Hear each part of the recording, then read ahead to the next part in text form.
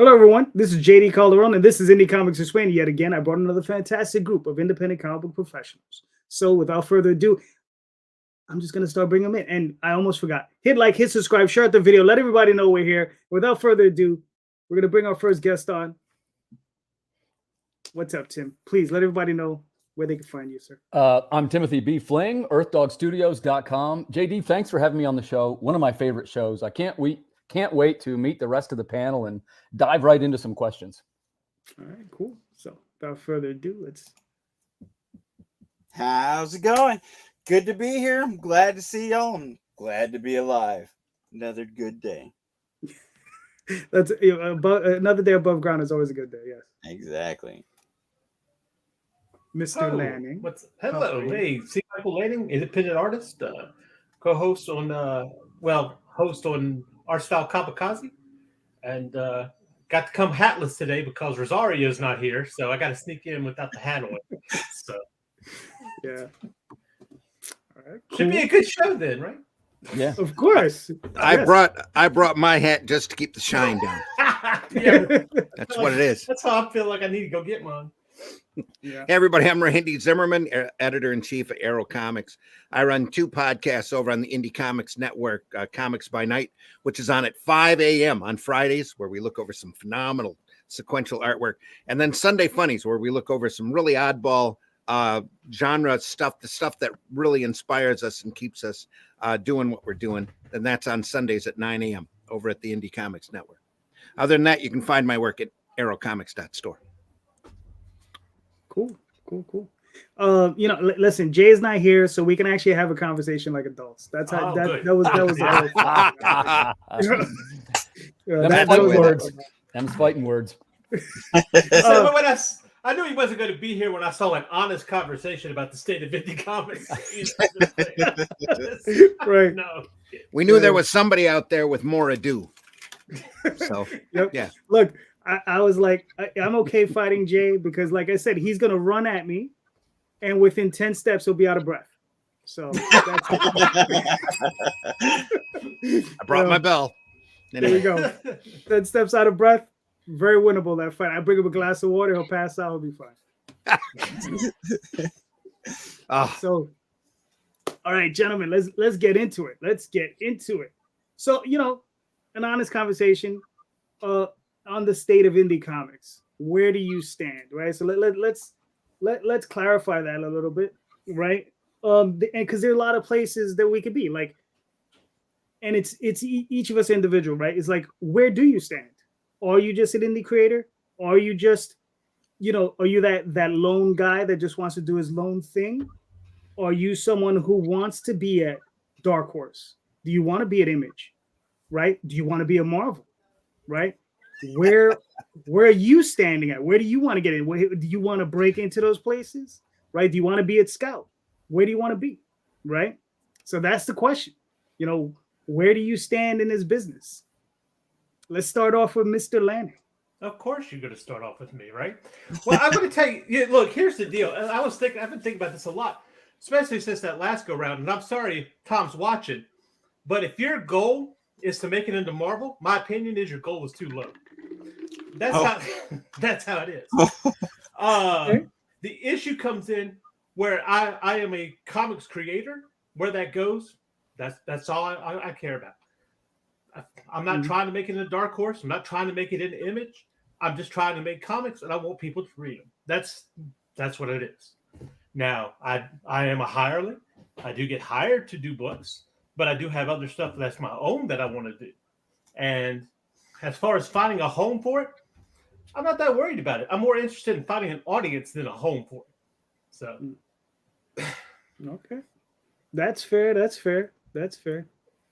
Fair enough. Nice. Okay. I mean, yeah. What is it? There's some people that want to see some issue 2s.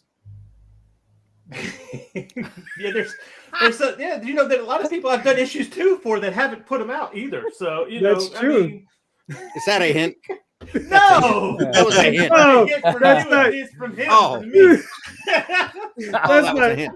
That's not a hint. That's not a hint at all. No, not at all. I swear it's on the list. These other jobs just keep coming up out of nowhere, and I'm like, well, okay, Look, exactly. That's what my point is. Other jobs keep coming up out of nowhere, JD, and I'm having to catch up with that. See, what's funny is how universal that question is within the community, right? How many people do make it to that second issue, right? We're gonna make it. I just got to make the time. I mean, how many people make it the first issue? He's getting on me about the second issue that I owe him for something. And that's why I kind of reversed it. I threw it back at you, Randy. My bad. but I can take it, and I know it's sitting right there in the computer too. Well, no, but see, that's it. And that's it. It's the problems you're having is the same problems I'm having with him. So it's kind of it really works out. I promise. You're not doing it for me. You're doing it for us. Thanks. Randy, you're not doing it for me. You're doing it for us. See? I know. I got the notes. I got the notes right here. So, see, and that's for issue 3. If you're not doing this for the love of comics, I don't know why you're doing it. You're definitely not doing it to make money. You're in the wrong business. This is true. So, Randy, where do you stand with the question? Some stuff you do for money, and some stuff you have to that sit on a bucket list for years, and you go, yeah, I got to get that done. Yeah, right. Right. That's where I stand. I stand in a constant quest for a larger audience. That's where I stand. And right now, indie comics aren't. They're under the assumption that there's this self-enclosed pie, and there's really not. That everybody's taking a little piece out of, and there's really not.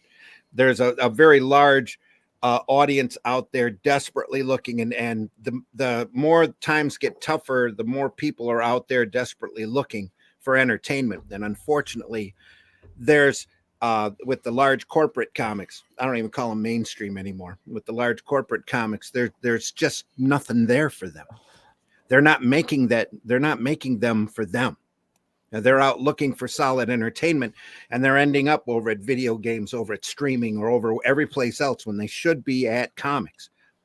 Or they're finding great, inventive, creative manga out there that are just blowing people away with imagination and creativity like we used to do, like comics used to do 10, 20 years ago, that we need to get back to. And all the really great imaginative stuff are stuck under these umbrellas of independent and alternative. Do I want to work for another company? I'd work for another company if somebody pitched me a deal and I thought it was worth working for that company. Yeah. I'd do it in a heartbeat, and I've got plenty of characters and IPs and stuff that I'd be really willing to let go for that opportunity. But is it really worth it?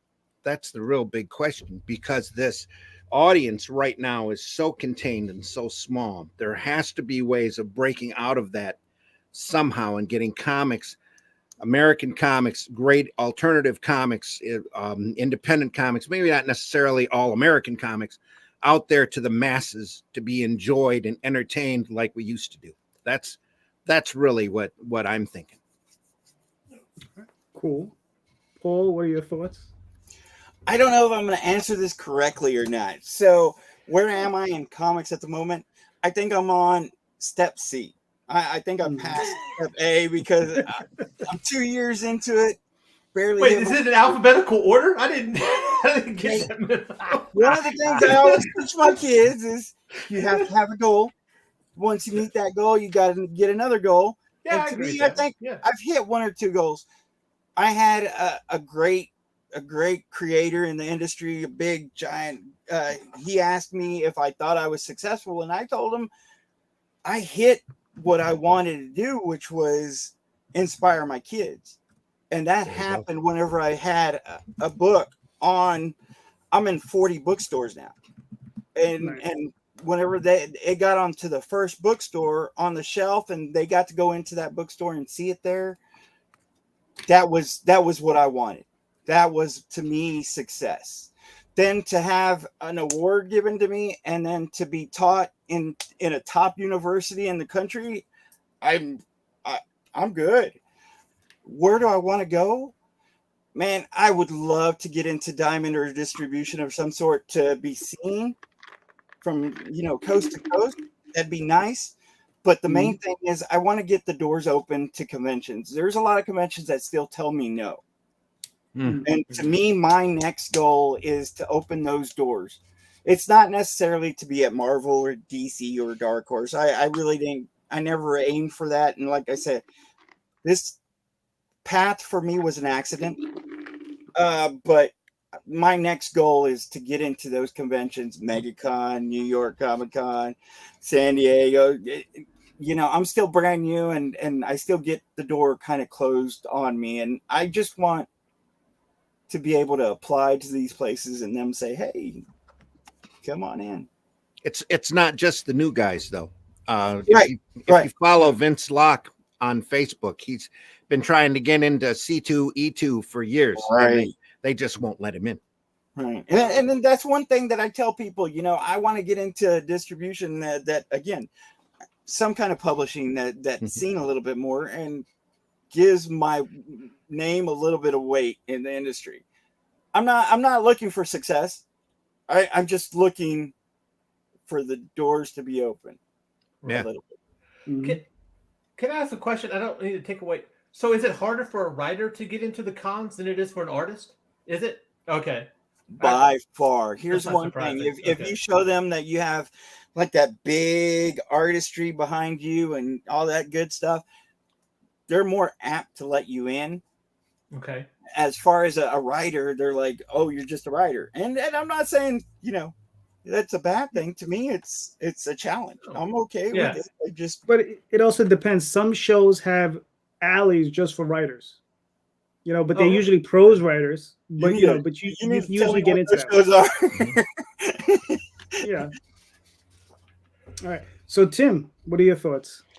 Well, the first thing, I agree with what C said, and Randy too. I think that the challenge is, there's two, right? To answer the first question directly, do you have some kind of dream to work for Marvel or to DC? That's a great dream, but it isn't mine. And the reason why is that as a creator, you don't necessarily get to spread your wings as much as you might like to. And what I mean by that, hey, it would be kind of cool to write for Spider-Man. It would be kind of cool to write a Batman story. Well, that's great. But the thing is, it almost doesn't pay. It pays much less than you might be guessing that it does. Yeah.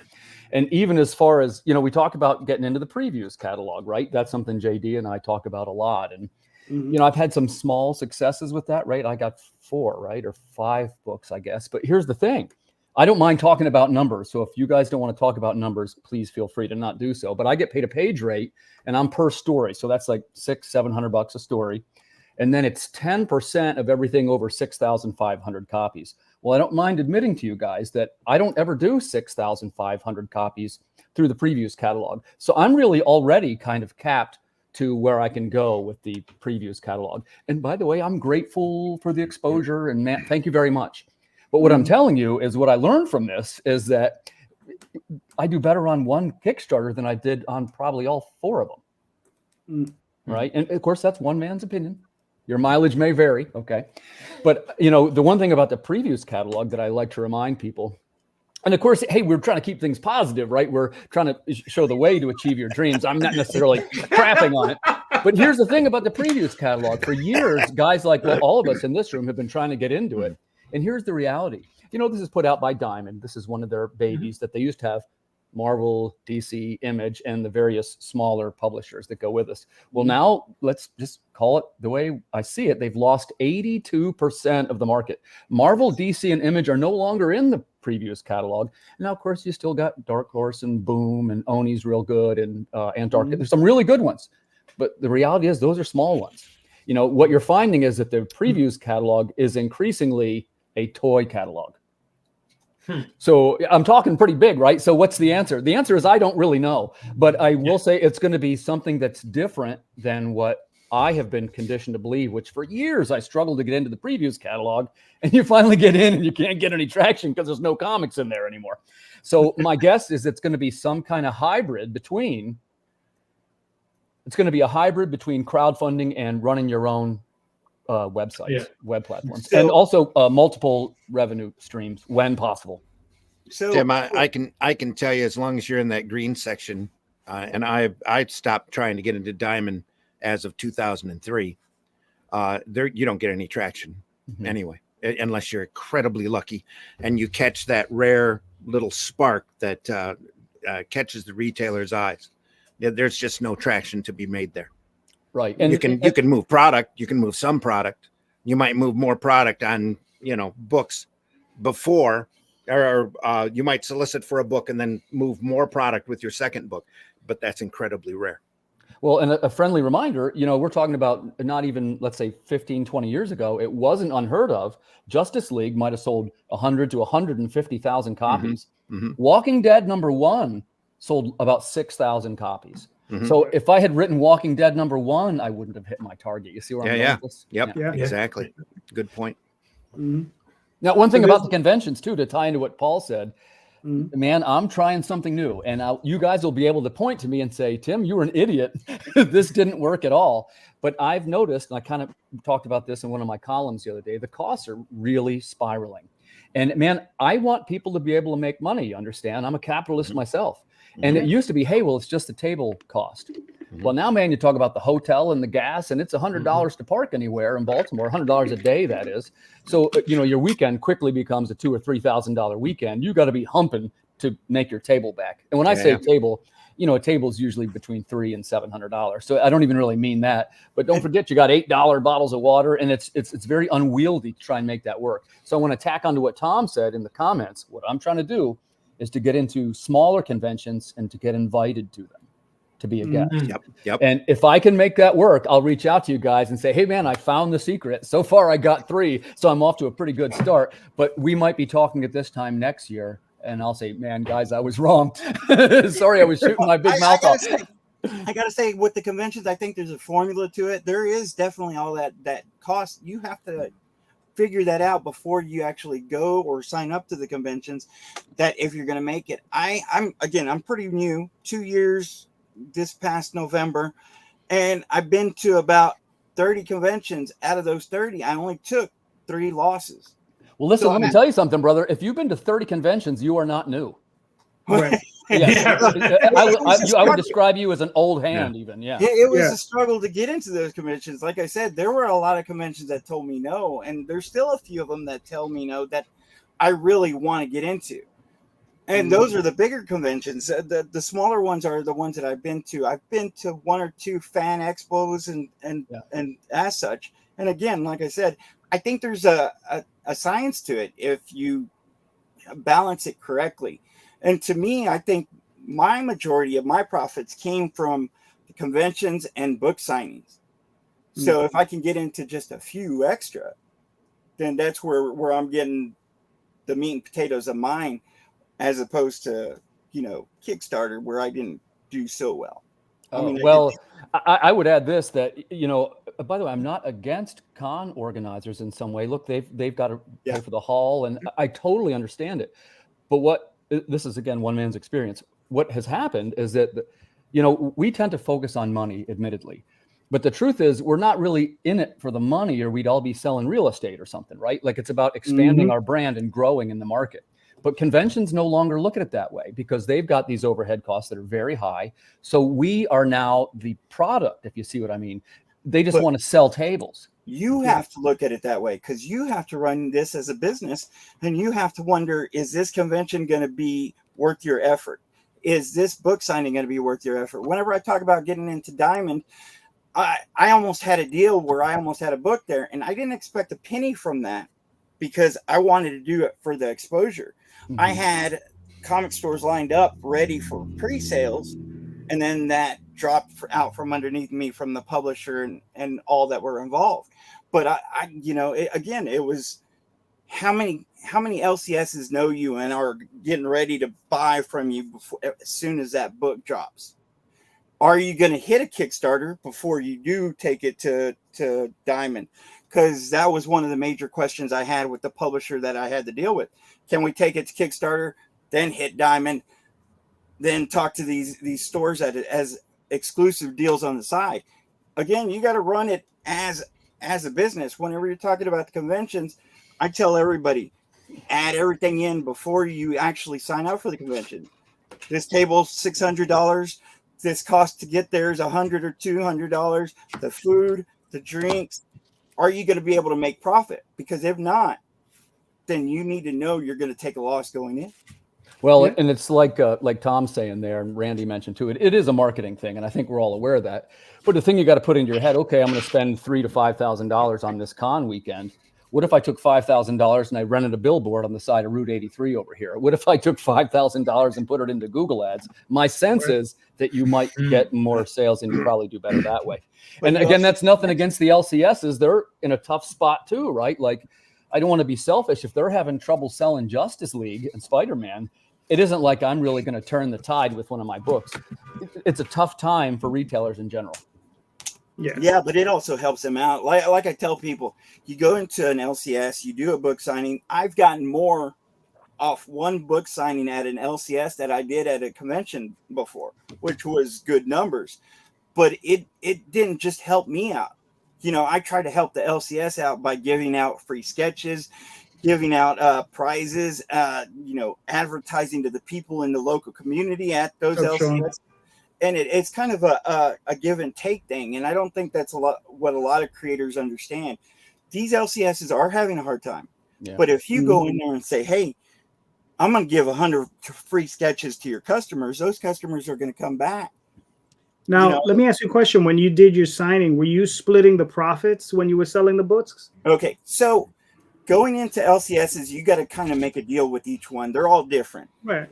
I've had some LCSs that said, you know, if you're going to come in and table here, then I'd like a percentage. Mm-hmm. That's definitely a negotiation. 90% of them say, hey, you can come in for free. But there are a small percentage that said, you know, I've had one that said, if you come in, we want 20%. And I'm okay with that if I'm going to make, you know, as much money as I made at LCSs.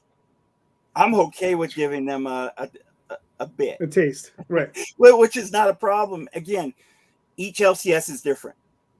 Whenever you're going and handling them or talking to them and building that relationship with them, you have to understand that they're going to be different. I have had some that took my books on consignment. I've had some that bought them outright. And then I've had, you know, just deals here and there.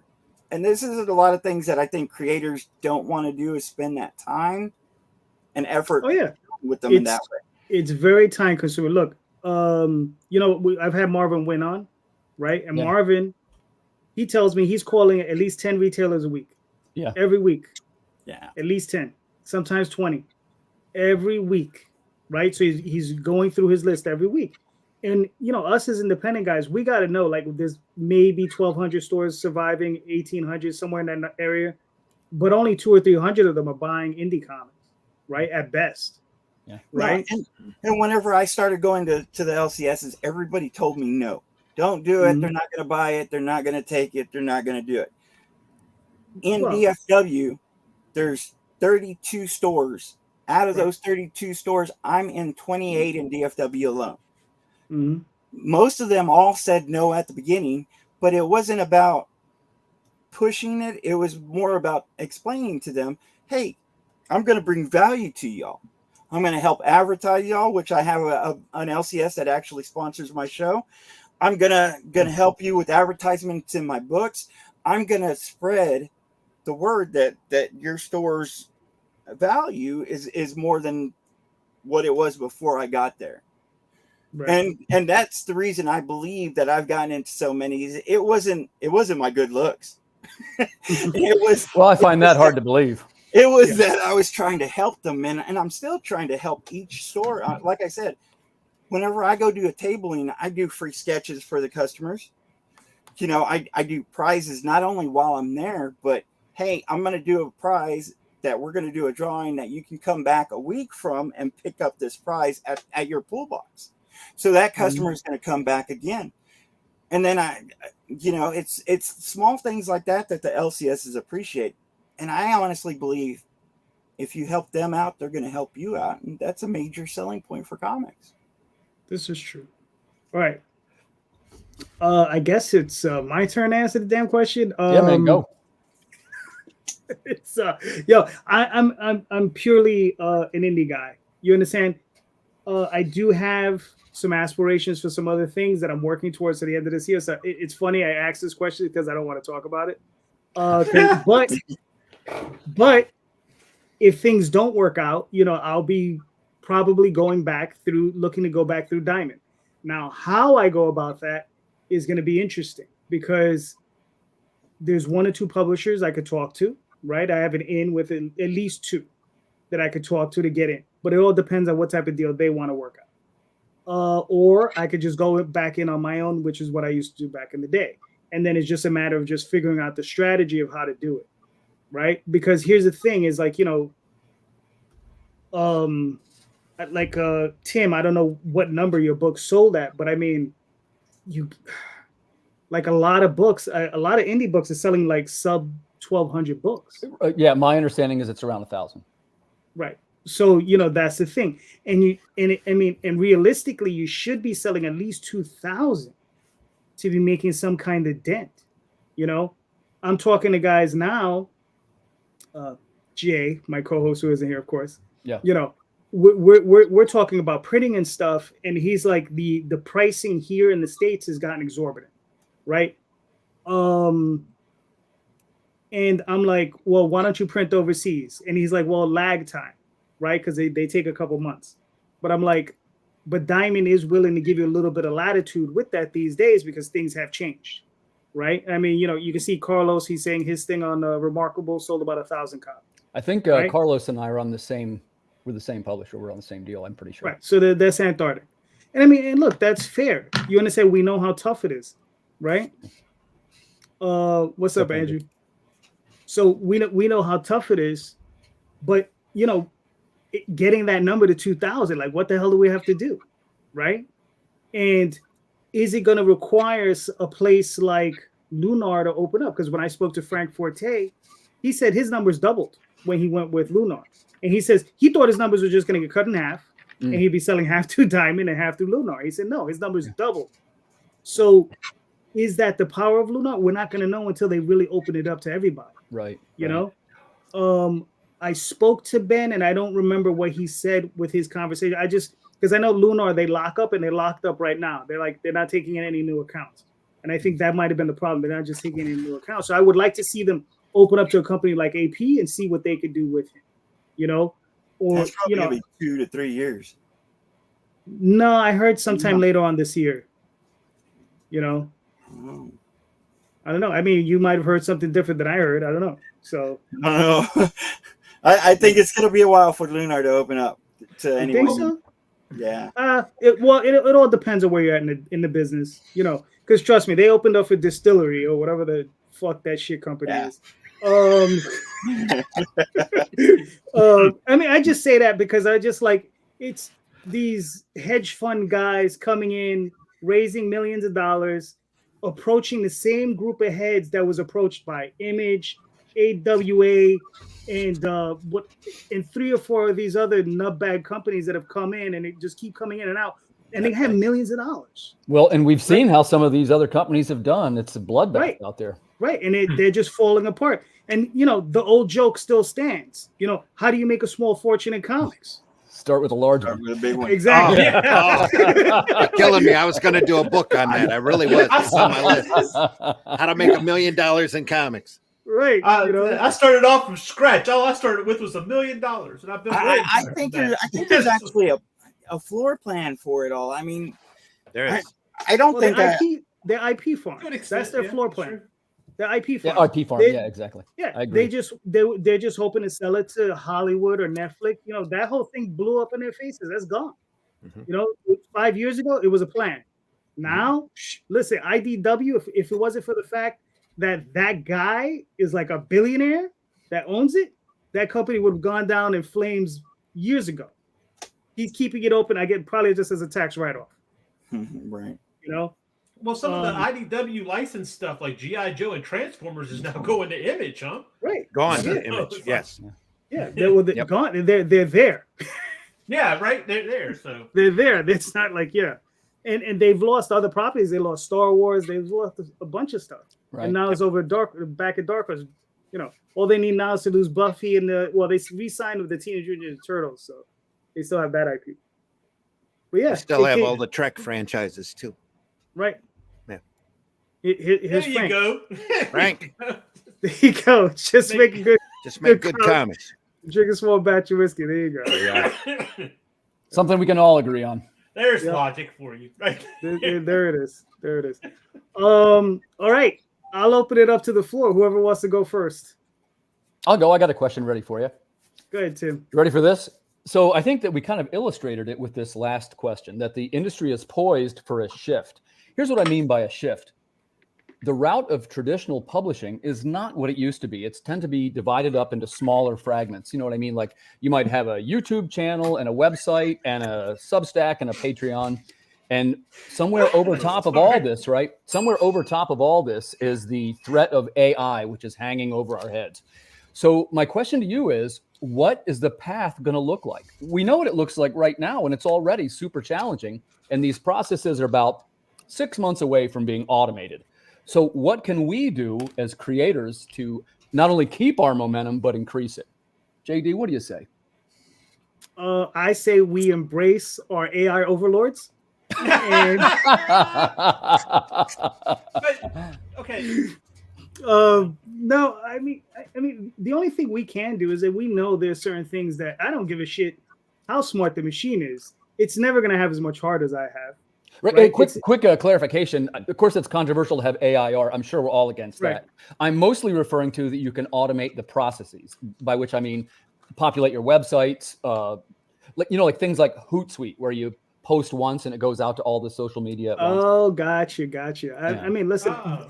in the end, I think that's perhaps the most useful part of AI, right? Like if we're going to utilize it, that should be where we utilize it. We should utilize it. If we can utilize it to do just like you said, where it can maybe generate, a video for you, right? Quickly. Right. And because look, I can do my own video. I've edited it. I know how to edit, in Final Cut Pro. I can sit down and do it. It'll take me a couple hours. But if I can have an AI do it in 5 minutes, it's not like I was hiring anybody anyway. It's just my time, right? So that's the way I see it. The same thing with something, I guess, like Hootsuite, where you go in and you tell it, says, listen, drop this one message in all these different groups at these times. Hey, listen, why not? Go for it. I think and I letter my books. And if I could have AI do one thing for me, it would be to draw those damn balloons. If I got to have it put in all the balloons for me, that would be a beautiful thing. Because that's really because that's the most time. Because I don't mind like making the little stacks of the words, but having to put in the damn balloon and then frame it. Like shit and what do you think about multiple income streams? How do you plan to address that? What do you mean as far as multiple income streams? Well, like you might have something like, you have a YouTube channel, you have a Patreon, you have a Substack. Like these things are all very time consuming. That's where it is right now. So how are we going to tackle the future when it's going to be 15 things next year? You got to pick and choose, right? You got to pick and choose your battles. You got to figure like what's going to give you your best ROI, right? And then move with that. Most of us, for the most part, we're Facebook babies, right? So I gotta, I'm starting to think about leaning away from that. I'm aware of the irony of it because we're going to be on Facebook right now. But maybe you guys want to address this. I think we're getting diminishing returns from Facebook. Yeah. I don't know about that. Only when you take out advertising. See, jump in. What do you? No, man. because I see that, like for instance, look at your YouTube. Like, okay, I see the views on Facebook on Indy Comics Network stuff that is substantial. You're not even getting right numbers on YouTube. Mm-hmm. You're not, even when it's coming back and it's saying that I've seen people who are huge YouTubers come back at the end of their streams and say it has no views, which is it's bogus. So you don't know what you're getting there. But with Facebook, I see a lot more viewers that way. People who are like Gary Vee and so on and so forth, people who are social marketing geniuses or gurus or whatever the case is, Facebook is making this huge comeback or whatever. Oh, really? So I would not discount it yet. The issue is you have to learn how to navigate those social medias. Yeah. The same thing like with Instagram. Again, I've said it before. This is a social media. This is not social marketing. you have to take into consideration. And I see you contribute, you talk to people and stuff, and you need to keep doing that. That's why you're getting visuals, but you have to expand that too.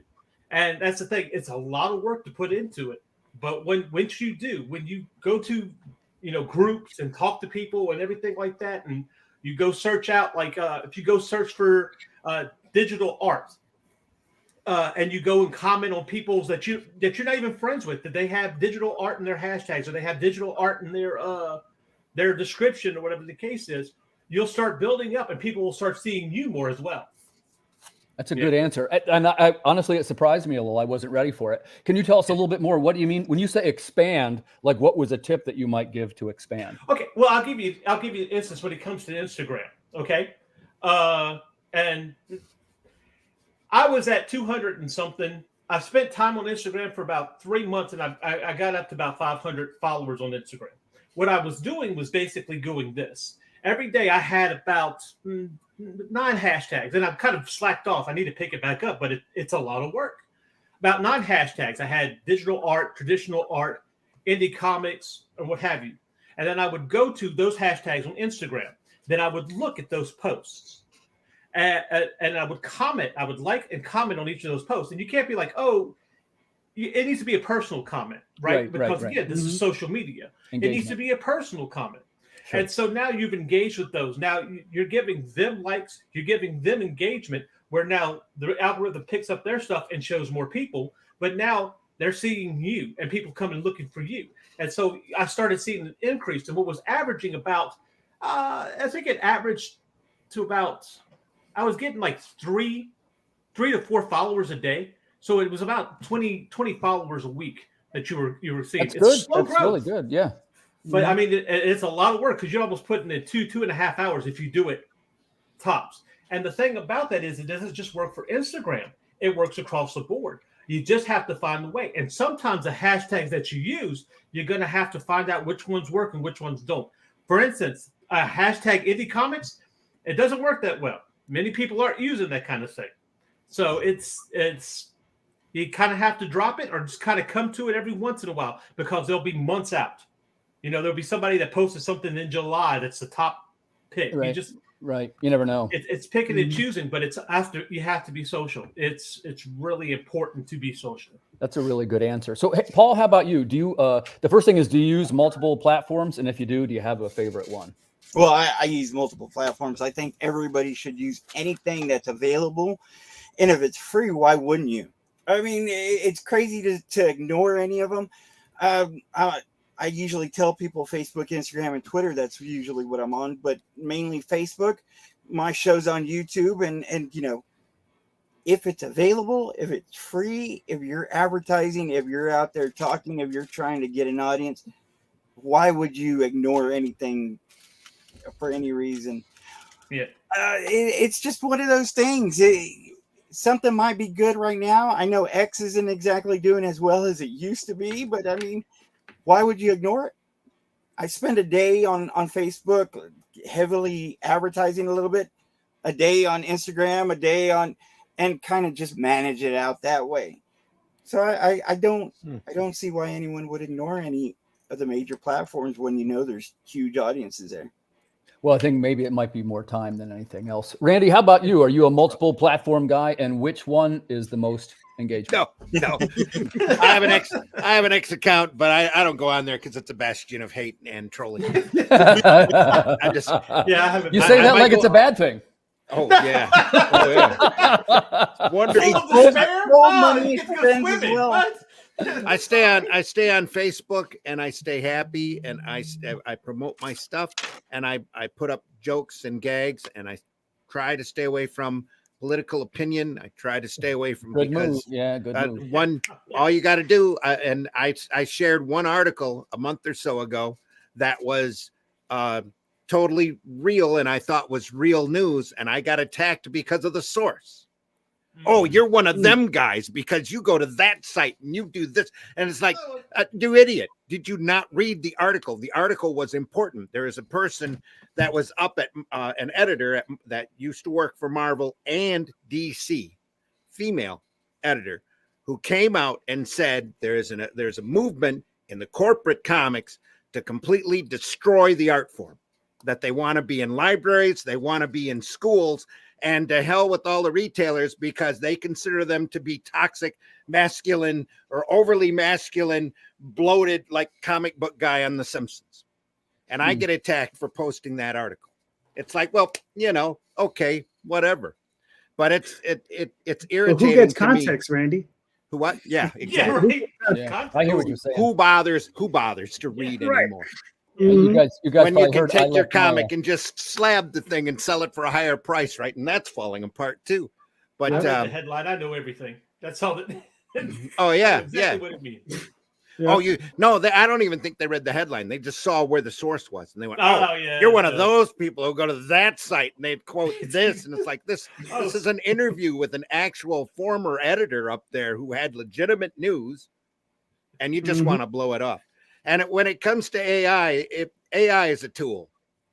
Way back when, and very few people are going to remember this. There was a comic that started up. I think it was from First, back when First was printing, called Shatter, which was the first really true computer generated comic. And everybody swore back then. I do remember this. Yeah, the sky was falling. The sky was falling. Holy crap! Everything's going to be computerized from this time, and it looked worse than what you would get now from Minecraft.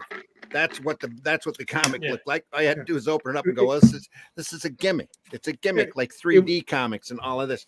It was 8-bit. Boom, or whatever it was. AI is a tool, and I can't wait because the legal is starting to catch up with the technology, and you'll see it shake really hard. I can't wait to see how it ends up. But right now, as I tell everybody, ChatGPT is to corporate comics what auto-tune is to pop music. Whether you want to believe it or not, just keep reading those corporate comics and see how alike they are. They're all coming from the same AI source. Not all of them. A lot of them are coming from the same. And those are the books that only last for 6 issues or 4 issues or whatever, when the readers catch on and the retailers catch on from the readers. Because if you know how distribution works in comics, everything takes 3 months. Everything. At least. So any company out there for the longest time, corporate company, would be able to do a monthly title for 4 to 6 months before they realized it was in the toilet. And then they'd cancel it.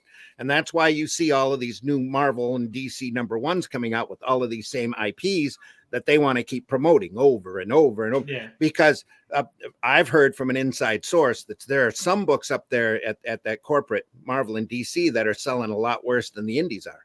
Right. I mean, we're talking 1,000 comics or less, and that gets really difficult for a corporate to justify that. And that's a national number all across. Yep. Hey, I got a follow-up question. That's why you've seen those numbers disappear. Nobody's got definite numbers of any of the comics, especially the corporate comics, because a lot of them just went right after COVID. So I got a follow-up question for Randy. So you said you don't really use multiple platforms. No. Okay, and you see ICN chiming in over there. It's one of the better networks, right? With making some good points. So we love to say things like, well, hey, we really should be using all the platforms. And of course, I say it too, and I don't use them all. But what would stop you from using multiple platforms? Well, everybody, right now it's time for me. Time, okay. That's Time's the big factor. If I had a publicist out there, I'd be everywhere. Sure. I'm telling you. If I had somebody out there who was going to push in every platform necessary, and could prove to me it would be worth time to sell, or it'd be worth the money to have them on board, I'd do it in a heartbeat. And thanks Indy Comics Network for chiming in. That's one of the good ones. But let me ask you this then, Randy. But everybody's spread out so far in so many places. That's why you're starting to see Facebook pick back up again, is because everybody's coming back to what's familiar. You can wander off to Blue Sky. You can wander off to Truth Social or wherever your political mess takes you. And then you realize that's not where the party is. The party is with everybody. Who thinks all these different opinions, and the main source for that right now is Facebook, and then you have X. But I got a follow-up question for that too, Reddy. And man, I'd love to hear your opinion, Randy, because you put out a pretty good body of work. I try. So you've invested your time. It gets frustrating because I have a list and I have stuff that I've been, but here's the deal, right? You tell me if I got this wrong. So you're investing your time into putting out multiple titles, correct? Well, right now I'm putting out a lot of different things just to put them out because I have a list and I want to see them out and in front of eyes to look at. I don't have a particular, this book is definitely going to be next.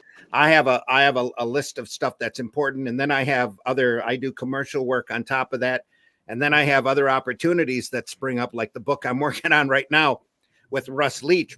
When Russ Leach approaches you and says, "Hey, I love barbarian books. I love John Buscema. I want to do a barbarian book," and you just happen to mention, well, some of the Howard stuff's actually in public domain and is pretty freaking good, and have him come back to you and go, "Oh, well, we need to adapt one." Well, all of a sudden we need to adapt one, and there goes a whole bunch of time. More time. So Yep. you mentioned earlier a publicist, right? So let's tie it into the con question. Like, one of the things that prevents us from going to multiple cons is the cost of it. Do you feel it would be a better investment? And by the way, I don't know the answer. This is me asking you. Sure. Do you feel it would be a better investment to take the same amount of money that you would spend on 3 conventions and put it into hiring a publicist full time? I don't think there's Nina is the closest thing that we have in comics right now to a publicist. Mm. That's it.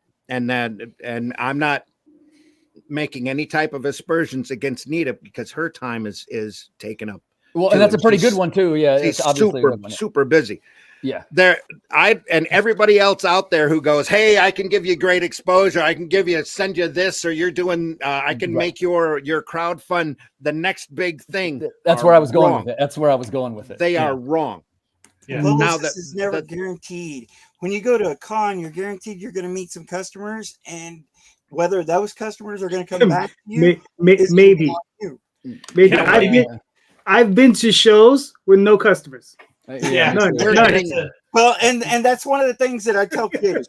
So if you're going to go to a con, research who's throwing it, research how long they've had it, and how decent it was the year before. Most people who sign up for cons don't look into this kind of stuff. Is the area a decent area to have a con? What is the population like, and how are they spending that money in that area? Most people say, "Well, I'm just signed up for a con and there wasn't anyone there."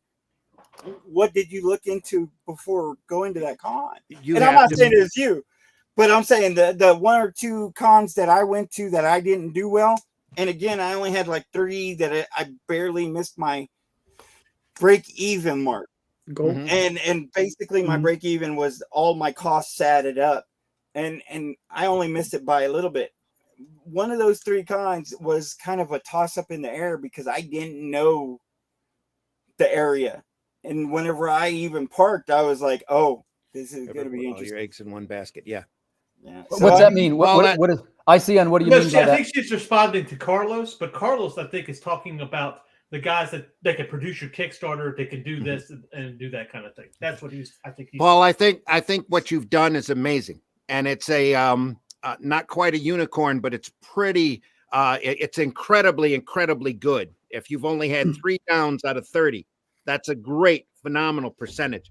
Me, I don't do cons unless I'm invited. I'm right there with you, man. I'm a vampire like that. But the cons that I do, I know the guys who throw them to start with, the party that throws them, and I like them like brothers. I really do. I mean, there's a few cons out there that treat me like a special guest, which sometimes just blows my mind at their generosity, and in return, I've got a few things that I'm planning on doing at those shows that to try to generate more attention and pull in a larger audience.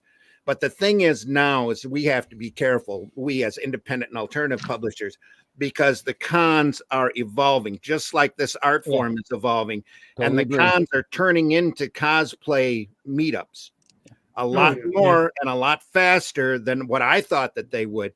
We're losing more and more readers all the time as the readers of comics are slowly dying off, and they're not really being replaced fast enough by manga readers. And we're not generating more new readers like we should at a volume. We are generating new readers out there, but we're not generating them at a volume that we need to do it at. Going to cons and meeting these people, you're bringing in different audiences. This last con Yes. that I went to Yep. was an amazing one where they had different audiences. They had the guests. One was a wrestler, one was a TV actor. They had people who were tattooing. They had people that were doing just about everything. So the customers that I had coming to my table were like, I don't read comics. And of course, I always entertain them, you know, nobody's perfect, but let me show you what I have to offer. One of my best shows has guys that set up for window treatments, and another guy who sells dill pickles. It's on us creators to bring in those new customers. You know, I take it as a challenge going I'm serious. to cons and giving cosplay prizes so they could read my stuff and hopefully come back. Mhm. One of the things I do is I give a book as a prize and I put a sticker on it, come by my table for an extra prize. Yep. A lot of the creators don't want to do that extra step.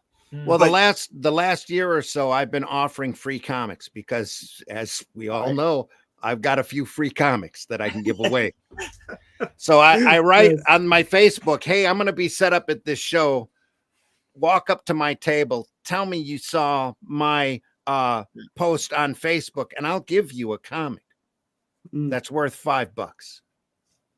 You know, and it's gone okay, giving away half a dozen at a show here or there, but it's fun. The big thing that we need to keep in mind when we set up at these shows, especially these large shows now that are asking thousands of dollars for a table space, is it going to be worth it? Is it going to be worth it not just in the short run, but in the very long run? And a lot of these shows are proving, those larger shows, your 2 and 3 day shows, are proving not to be worth it. One of the things I found interesting, I went to New York Comic Con this year, and I went for one day. And the one thing I found interesting was that when you went on the main showroom floor, right, they had these giant balloons, these giant fixtures of Goku, and they had, I don't know, Luffy, whoever the main character is from One Piece, Yeah. right? Yeah. Mhm. Yeah, and just huge, just taking up the floor. Yeah. No Spider-Man. You don't see Spider-Man. You don't see Superman. You don't see Batman, right? But you see all these manga spaces, the areas that Viz and all these other companies were taking were huge. That's Huge because spaces. the big American corporate comic companies pulled out of those conventions decades ago and gave up, or they shrunk their display space down to nothing. Yeah. Right. I But the did see thing a- is, though, is my point is that we see all of these kids come out, they're reading manga, and let me tell you, they're buying manga. They're buying it, they're dressing as these characters, you know. But the thing is how do we get them to convert over to us? That's Right? a hard Because question. the thing is the Japanese are very good at retention, right? They retain their customers. They're going to continue to retain their customers. They're going to continue to freeze us out. Okay. Back in the 80s, when manga first started, they released a report as to what some key industries that the Japanese government wanted their people to break into. One of them was the auto industry, done. Another one was tires, done. You understand? And they had a number of industries. One of them that was on the list was comic books. Okay, was the comic book industry. And what they did was they knew they could not beat Marvel and DC through the direct market. They found that out. They tried for years to beat them out. And they said, how are we going to get around this? They got into that book market. They got into the much larger market, much more stable. And they've been whipping everybody's ass ever since. But I don't think it was as simple as that, though. I think As that what? they went after an audience, and they catered intentionally, especially here in the States, to an audience that these corporate comics literally rejected. And that was a female readership for the longest time, because I would teach cartooning after school, and I saw the sea change where people stopped drawing cartoons and started drawing manga.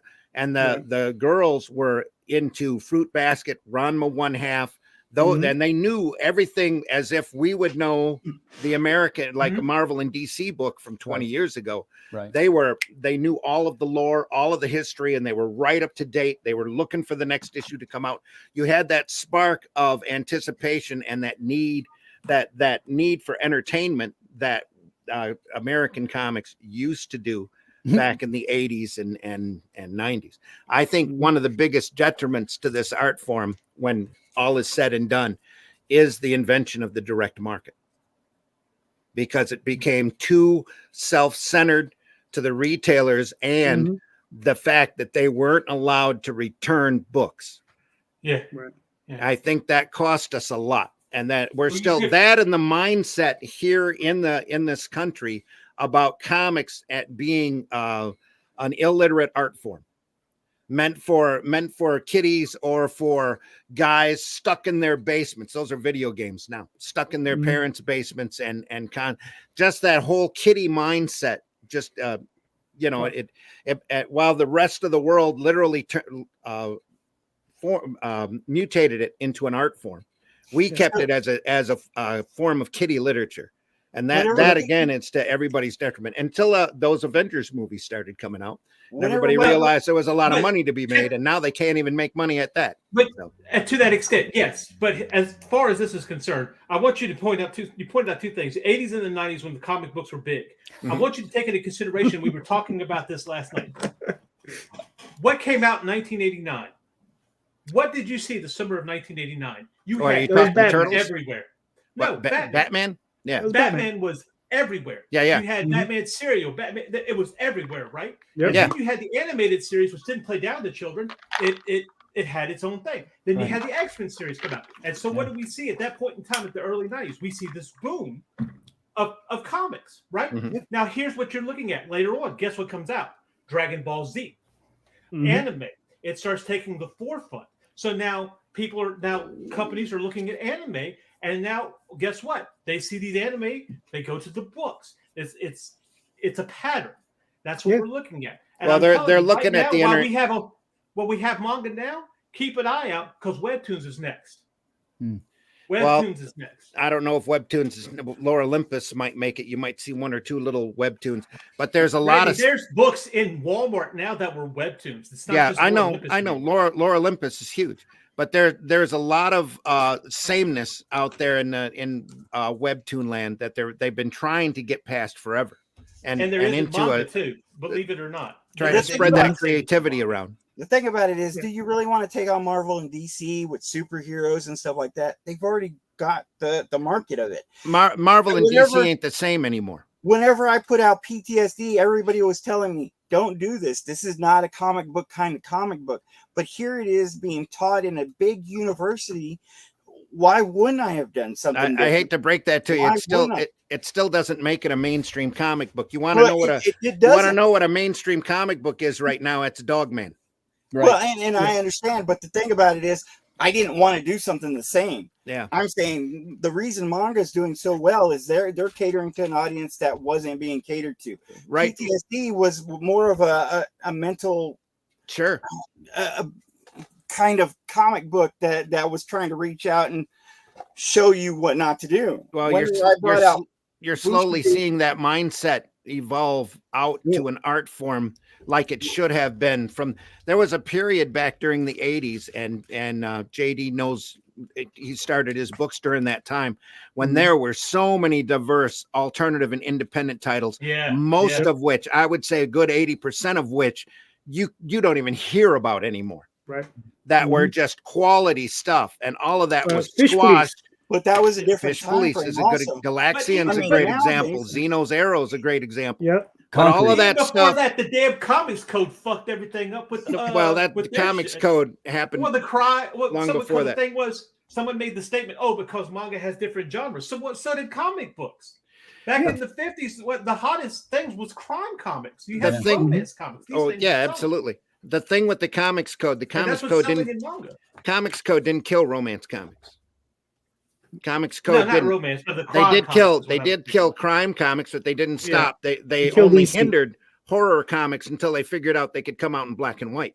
Right. Yeah. If there had been more of an effort, and MC Gaines did try to do that with EC Comics to kick out a magazine of crime comics, if there had been more of an effort in that field, it would have eventually caught on as well, because I think quality and entertainment sells as long as you're entertaining.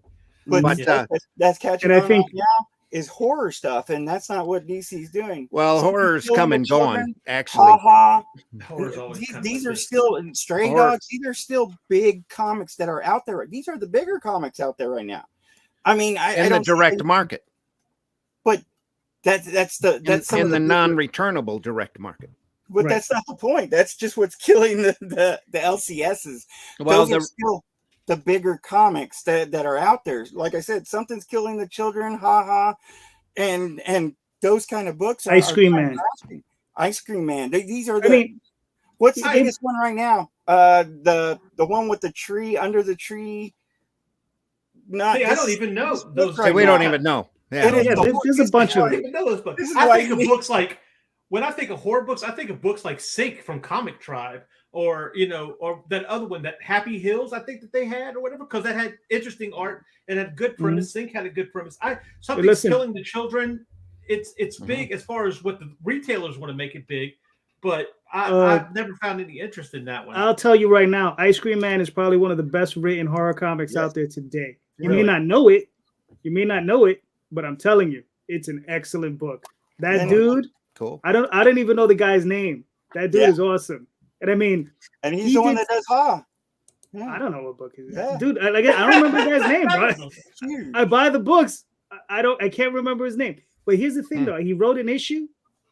He did a thought experiment, and I've seen it. I forgot there's a name for it. I forgot the name for it. It's some kind of literary experiment where you can read the book in reverse Yes. and you can read it forward or backward, and it still makes sense. And That's pretty some of wild. the- he's That That doing- is That's pretty pretty wild. even Yeah. if it's a That's what- mainstream comic, these are some of the It takes some work. edge Oh, there comics you that go. everybody World should Tree. pay That's the one. attention to. World Tree. Huh. Yeah. Yeah. It's You know, I mean, the writer's W. Maxwell Prince. Maxwell. Yes. Yeah. Yeah, that dude. I have to make it a point to try to remember And his to name. look it up. But no- And yeah, like but I tell- he's an excellent writer. Whenever you're Yeah, in sure. comics, you should. I think you should pay attention to everything that's going Yes. on. These are the huge ones right now. That's It's a not big thing. Marvel and DC. It's these horror books that everyone's crowding to.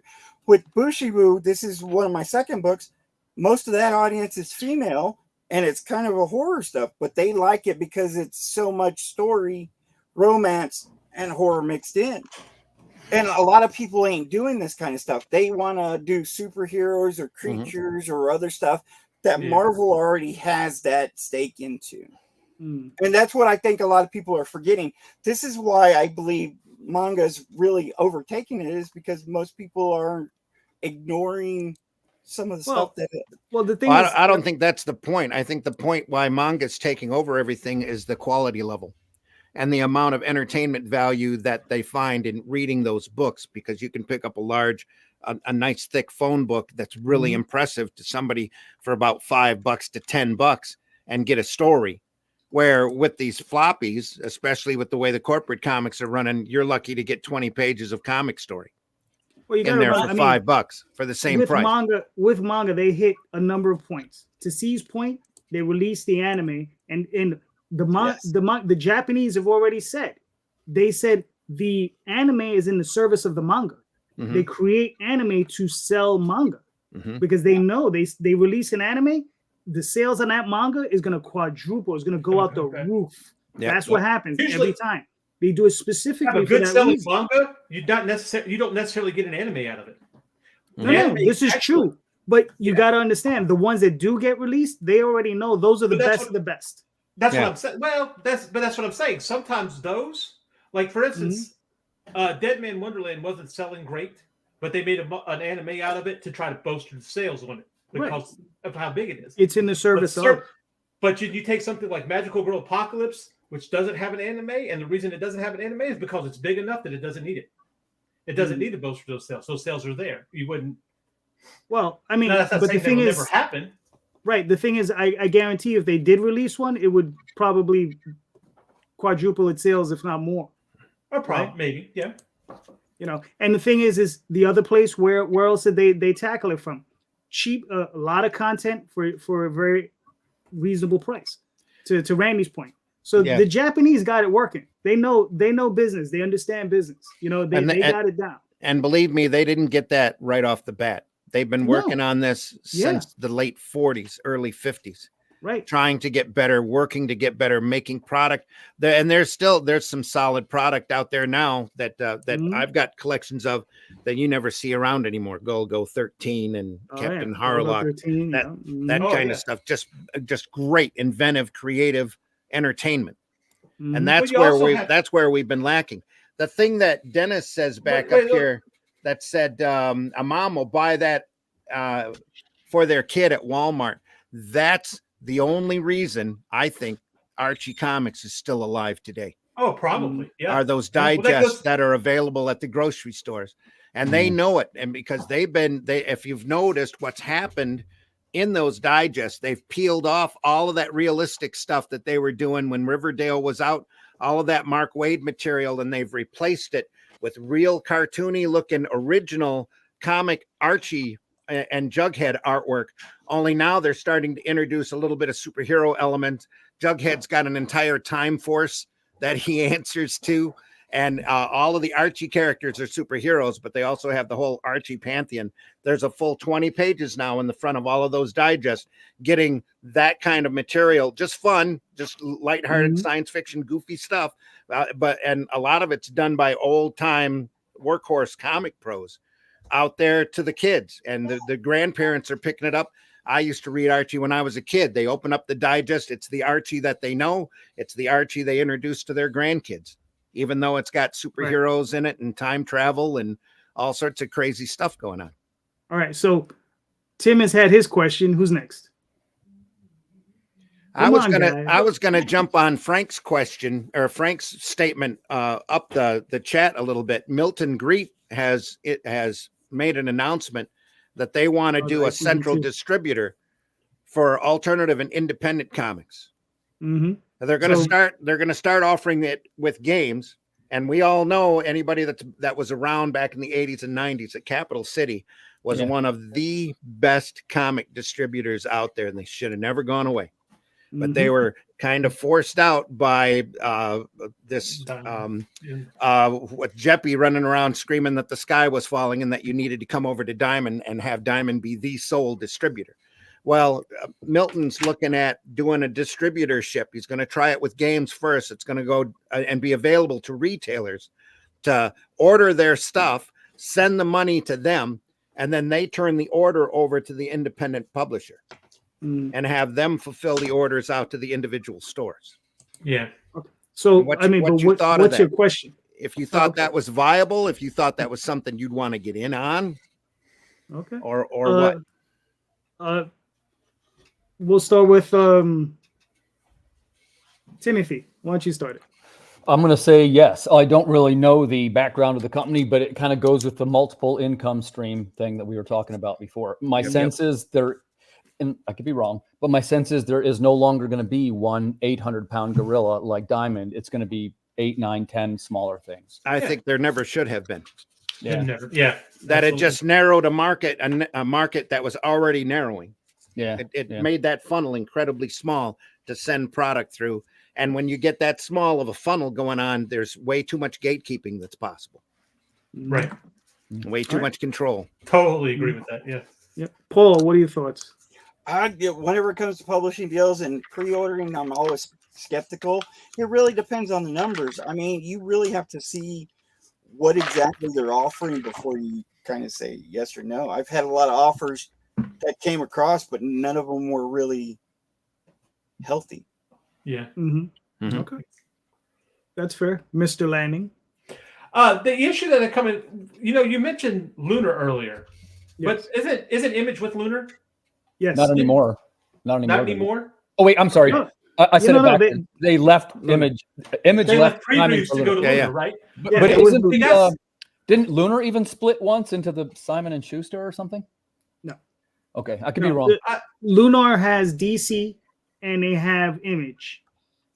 DC, for some reason, refuses to work with Diamond, so they're not available through Diamond at all. Right.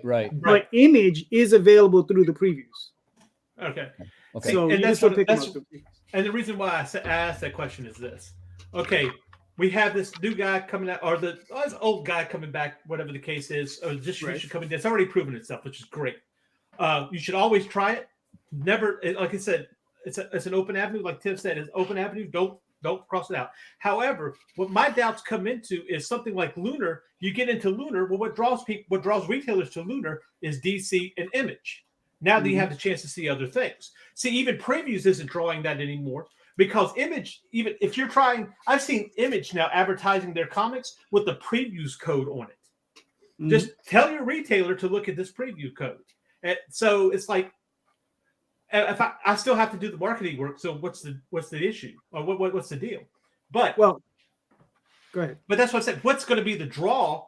Oh, it's Indie Comics. But if Indie Comics already has its stigma about it, what's going to be the draw for retailers to go to look at that and buy from this distributor to fill their stores with Indie Comics that might not sell like they do for DC or the other toys and stuff? Well, here's the thing. I've had Frank Forte on this show, and he distributes through both companies. And he said that he thought that his sales would just get chopped in half when he was selling through Lunar. But it didn't. He actually doubled his sales by selling through Diamond and Lunar. And I found that to be, that's huge. Because the thing is, Randy knows the two of us, I think the two of us were the only ones around, right? Doing this stuff back then. Sometimes it feels like that. Yeah. It's like, seriously. But, we had 13 distributors, man. We had 24. 24. 20, we had 24 distributors, and we watched them drop off one at a time. Yeah, like flies. But here's the thing. As a brand new publisher, I've said this before, you could come out, put out a book, black and white, $3, 32 pages color cover, and sell 3,000 copies. If you worked hard, you could sell 5, 10. Okay, if you worked at it. I was 18. I wasn't working at shit. Not because I just didn't know what I was doing. At Arrow Comics, we saw books literally go from Tales from the Aniverse, for example, which is a book that I did. I'm doing an omnibus later this year. I swear I am. It's on the list. But anyway, we went from 10,000 to 5,000 to 15,000. 15,000 to 10,000. And let me tell you, if you have a book today selling 5,000 books, 10,000 books, 15,000 books. Yep. But it's not even just that, though. What it does monetarily to you, if you could have a book selling 15 to 20,000 copies, Dave Sim was selling 50,000 copies a month, and then he was doing some kind of reprint book, and he was selling 35,000 copies of that. It's nuts. Yeah. The type of money these guys were making back in the day. Why? Because they have multiple distributors. Yeah, right, and interesting. But at that point in time, retailers were hitting that. That's the 80s, right? 80s, early 90s, all the way up until Marvel did their tomfoolery with Heroes, bought Heroes, and then destroyed the market. That's when it happened.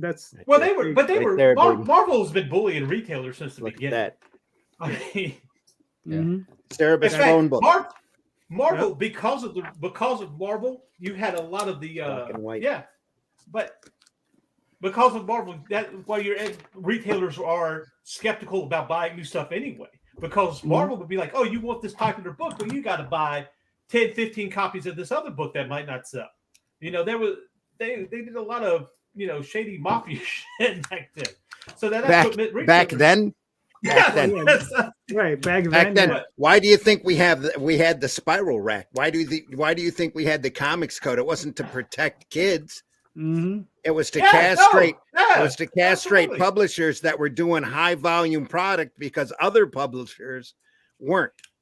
And they used the cloak hold on a juvenile second, delinquency. Listen, I don't buy that at all. You got to expand on that. What would be the value of one publisher? I get why they would do it, but you're forgetting about the panic at the time about the crime comics. Full disclosure, I love crime comics. It's one of my favorites. No, but they were trying to get rid of EC Comics. They capitalized on it. Yeah, they were trying to. They capitalized on the fact that EC died. In order to convince everybody that comics were kiddie literature and that they needed to all fit into this little spiral rack that they could put in every drug and grocery store. Yeah. So the big rules, if you go and you look at the first set of comic code rules, no crime, no word crime, no word horror, no word terror on the cover, and that was the three big sellers at the time. Crime Does Not Pay was moving millions of copies every month. The EC books were moving millions of copies, and they capitalized on that in order to get that stamp up in the corner, the stamp of quality and guaranteed for kitty. It's safe for the kitties.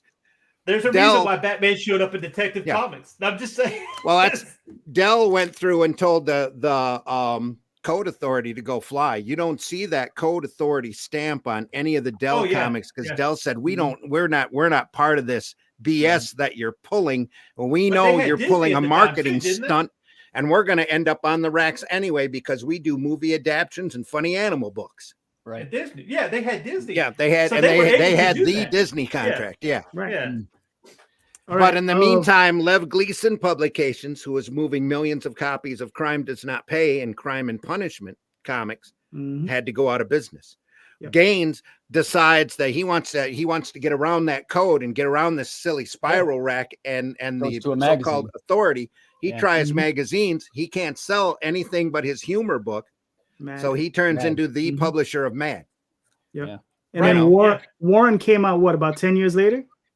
Less than that, probably about 5 or 6 years at most later, because he had access to all of that wonderful talent that Gaines had become such a magnet for top quality talent because he paid good. Yeah. And back then all you had to do was pay better.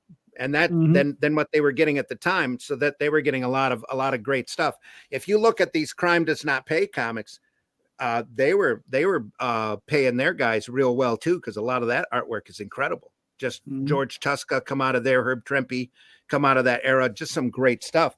But everybody wanted to work for EC because EC was evolving the art form into more adult readers, because the main readers of comics back during World War II weren't necessarily the kids. The kids were buying the Sunday funnies from their parents.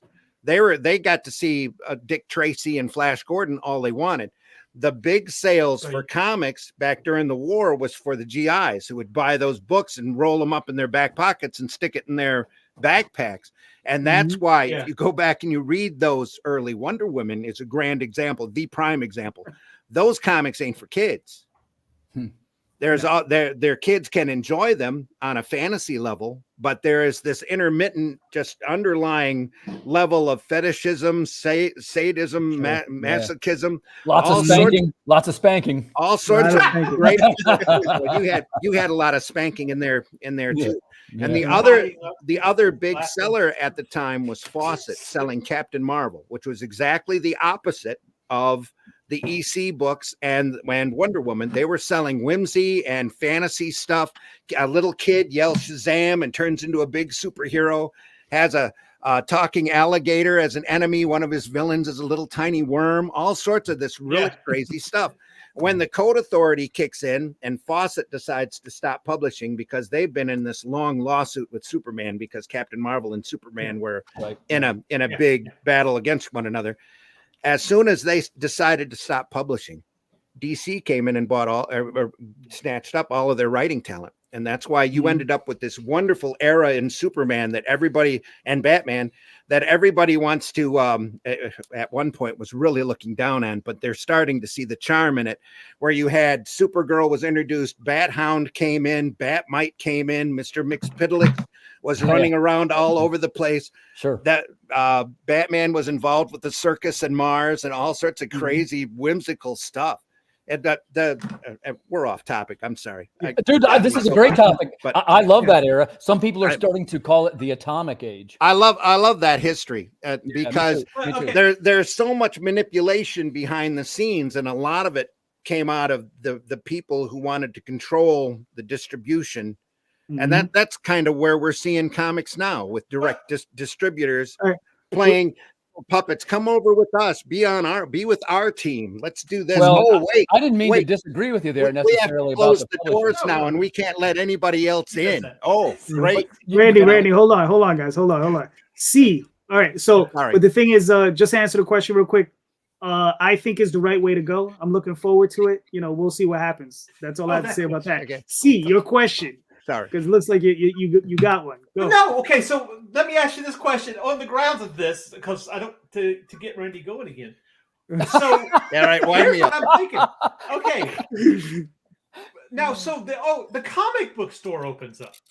Okay. Right. Uh-huh. Now, you used to get you get your spinner racks, you used to have your magazines and everything else like that. So, and Daphne said something earlier in the chat, which you used to go to what did she say here about Europe?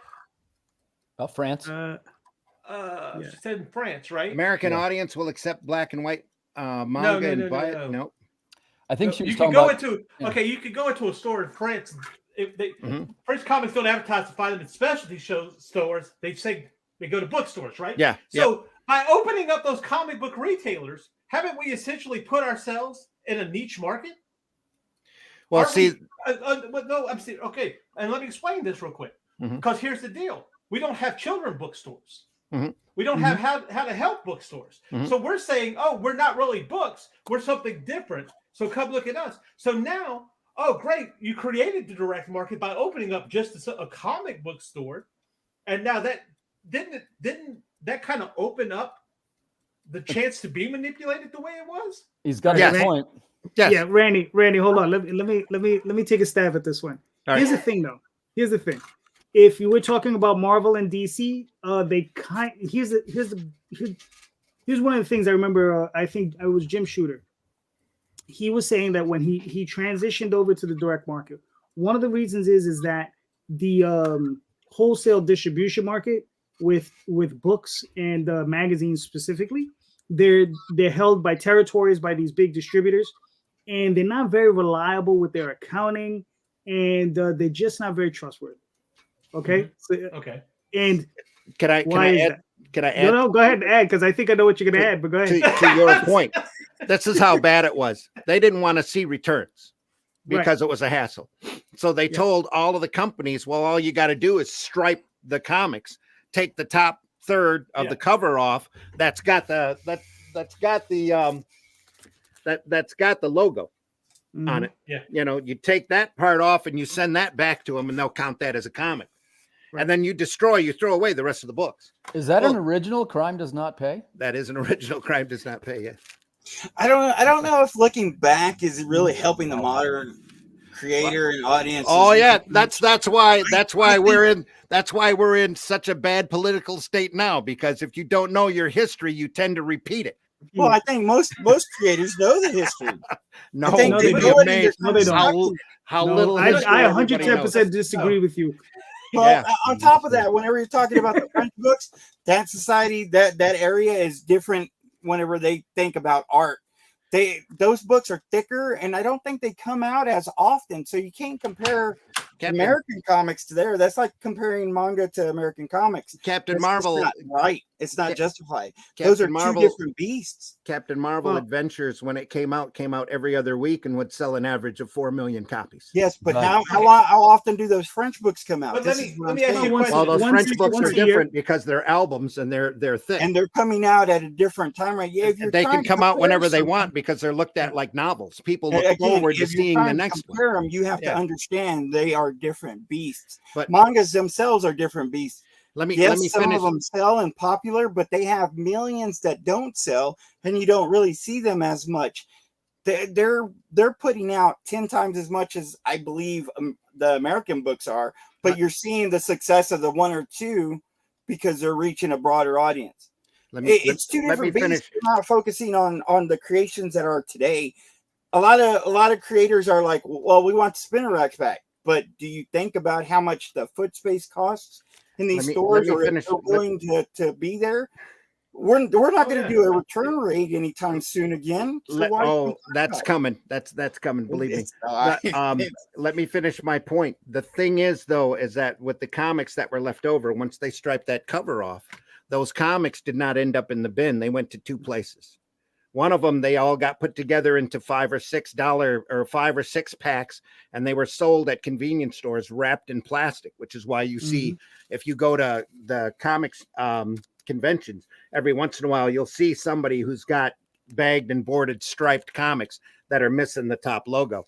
And the other thing they did is those comics in bulk used to be stuffed inside for ballast weight in ships, and they were shipped all over the world. Right. But how That's did how they do England it? got a lot of their books. And if you see this entire invasion that we had back in the Mhm. 2000s, in the early 2000s, of all of these British talents coming over and working for Vertigo, the majority of those guys ended up finding their love for comics from that ballast weight that they would strip out of them ships once they got over to England and disperse amongst all of the kids. Yep. Now, hold on. Let me finish my point, though. Accessibility Yes. is really the key there. Okay. Now, sorry. let me I'll get finish off my that point. soapbox. The thing is that, okay, so Marvel moved into the direct market, right? Now, getting out of, what is it, the other space. No, they begrudgingly walked into the direct market because they smelled the money. Well, yeah, of course. That's the only reason they would move in. They were right? non-returnable. But the thing is, all those comics were non-returnable. Right. The thing is, though, is if we only had the other market, the original market, the mom and pop shops, whatever, we wouldn't have our market. No, there wouldn't be independent comics. Nope. Kickstarter would have probably never been born for comic books. Maybe I don't. We wouldn't have seen this market. No. Right. We wouldn't have seen this market without the direct market. Yes. Because without one, you would just couldn't have the other. Because really, that's though, what made it accessible to the smaller guy. The main reason, and this is again part of the fun of the history, the main reason we have an alternative and an independent market is because of that code back in the 50s. Because that code back in the 50s spawned a whole direct opposite swing on that pendulum and started an entire underground movement of very hardcore, very adult, very racy, very controversial comics. And that pendulum swung back to the middle when creative folks like us figured out that you didn't have to go that extreme. You could go and tell great comics using this art form independently in black and white books. And that became the alternative and independent market. That fed into the direct market because the distributors were still looking for stuff to sell back then because they were interested in making money. But Paul made a comment that has me wondering something. You say the spinner rack thing. I totally get where you're coming from. Looking back in the past. But if that's the case, and they want spinner rack back, then shouldn't we look at the same that way about local comic book stores as well? Well, we need to rethink everything. Well, I agree. I don't think Marvel and DC care to rethink everything. No, they're not. They're not going to because there aren't enough money. There's not enough money in comics. That's why you have Batman webtoons. That's why you have Superman webtoons. They are rethinking things. I think they're pretty much just trying to stick their nose into different markets to see if there's anything worth it. They do that every few months. They start a new little they start a new little sub line, or they try manga books or whatever for a little while, and then they realize they can't compete, and then they stop. But that's not. But even still, right. We'll see how long the Batman webtoon runs. Right. Well, hold on, guys. There's one person we haven't heard from. Tim, what are your thoughts? As far as the comics code, where do we jump off here? I wanted a quick comment. Was C's question? Sorry, ignore me. If like for Paul's made the statement that we're looking backwards, we can't move forward if we keep looking backwards, like wanting spinner rack back. I said, okay, if that's the case, then shouldn't we look at it the same way as spinner racks don't work anymore? The same way should be applied to local comic book shops. Well, that doesn't work anymore. And I thought you had a pretty good point in that we may have created the niche by having the independent comic book stores. I think there's some truth in that. I think we say things like we love the spinner rack, but Randy's right. There's not enough money in it. And it kind of ties into what we said about the conventions too. Let's say that if you're at the LCS signing, right? And I'm just spitballing here. I don't have the numbers in front of me, but let's say that you're able to sell a book every 3 minutes. Would you say that's a pretty aggressive sales rate? Oh, yeah. You're there 8 hours, let's say. It's 100 books, right? So let's say that, I don't know what you guys' price point is, right? So let's say it's $5. 20 books, 160 books. It's 100 books, 60 books, yeah. Okay, so you generate $1,000, let's say. Let's be generous and say $1,000, and people are overpaying a little bit. Well, if you're 2,000.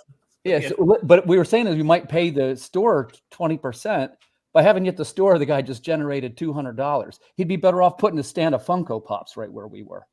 Not at the moment. And that's ahead. my way of. I understand your point. But, And by the way, I talk out of both sides of my mouth because, of course, I want to support indie comics, but what I'm trying to illustrate is the challenges that are in front of the LCS. Right. They've got economic challenges where it's a real absolutely. right? Yep. They've got to generate as much money from it. So even if we're just ringing the bell and just selling the books as fast as we can, it doesn't turn over the money as fast as a stand of Funko Pops would. They bring in $200, but they're also bringing in more clientele. They're going to bring in repeat customers. It's not just the $200 while you're there. It's the people that are going to say, hey, we want his books in our pool boxes, so we'll come back and get them again. That's very possible. Very possible. But I used to have a comic book store myself, and I'd be astonished to hear anybody in a comic book store say, well, I don't really need to pay the rent because trust me when I say they're after the dollars. It's just a reality of keeping the store open. And like I say, most of them offer to have artists in there free, but it's not because they're looking for the profit. It's because they're looking for that attraction. Bring those customers in. And I agree with that, but in the reality is for most of the indie creators, hey, it's a very good possibility that they might get some customers to come back. But even if they got 10 in a row to come back, they still wouldn't do as well as having a couple of stacks of toys there. So it's more to C's point that we have to rethink the way that we're doing it. And I think it sounds like we agree on that it should be multiple streams, right? We agree on that. Yeah. But I think what's up in the air is we're not exactly sure which stream it is. Well, I think, and I keep saying, we're in a period of almost like the Wild West at this point, and there needs to be more alternative and independent thought when it comes to approaching every possible market. And right now, there's too many people that are stuck in the same format with the same look, so that they fit the same bag with the same board that they can be slabbed on, and that's all they want to do. And they need to start looking at other avenues. Now you're talking about collectors, right? Is that what you're referring to? No, I'm talking about publishers. Comics are everywhere. The collectors follow the entertainment. The collectors follow the entertainment value. That's how things become collectible, is you produce something that people want, that they're going to come back to and start looking for and hunting down. Oh, this person did this book that I love. I got to find more stuff that he's done. That kind of, or she has done that kind of thing.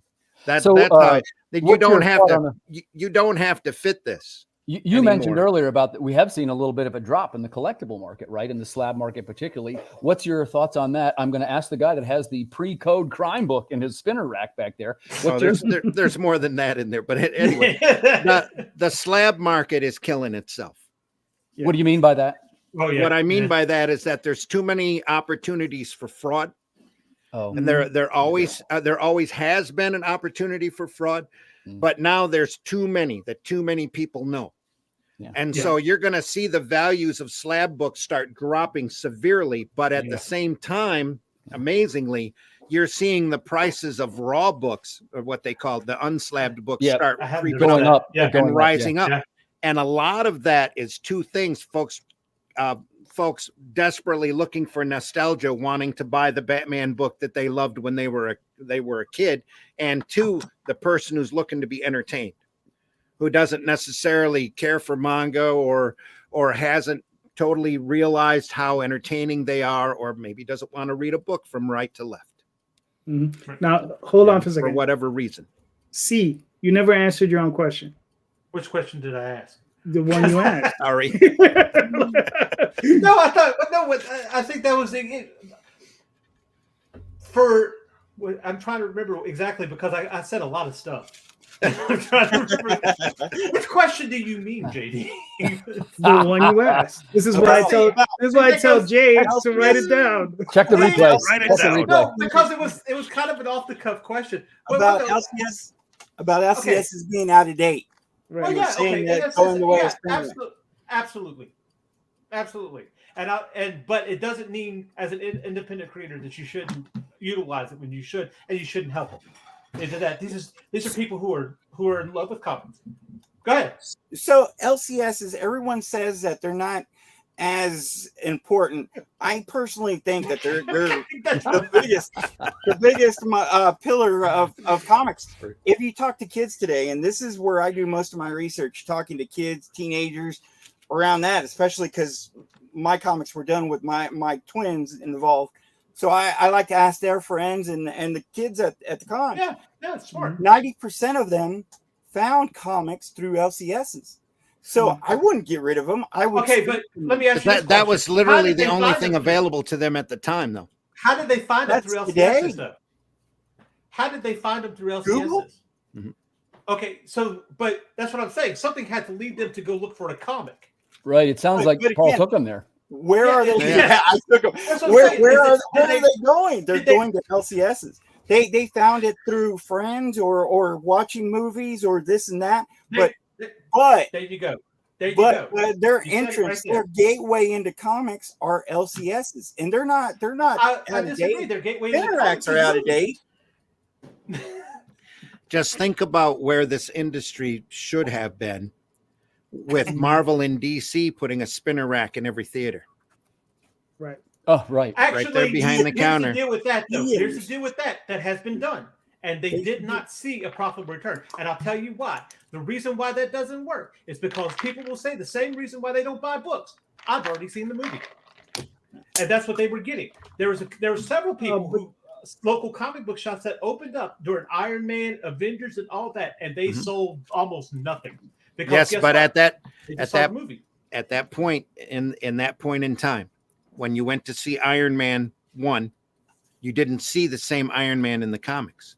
That was done intentionally.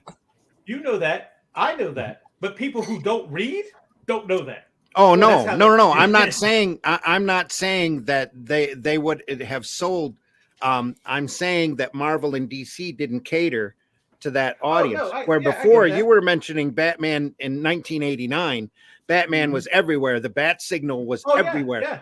And the reason for that was mainly because that Keaton movie was out. Yeah. And everybody wanted Batman. And that wasn't even the same Batman that was in the comics at the time. That was in another world, a whole different universe, Batman. C actually mentioned this earlier. In 1989, when you were in Ocean City walking down the boardwalk, Batman t-shirts were on everybody. You could actually watch the whole movie just by going down the boardwalk and watching each t-shirt, man. Because you would see 100 t-shirts, and it was like a media blitz. And of course, we had the media blitz with the MCU, but this time it didn't translate into sales of the books. Look at Simpsons. Simpsons was everywhere and became the phenomenon that it is. That I couldn't keep. I was retailing apparel at that point. Couldn't keep Simpsons t-shirts on the rack. As soon as I put them out, they were gone. All right, cool. Now, hold on, guys. We got one question left. Paul, you're up. All right, I got a million questions, but this is what I want to ask.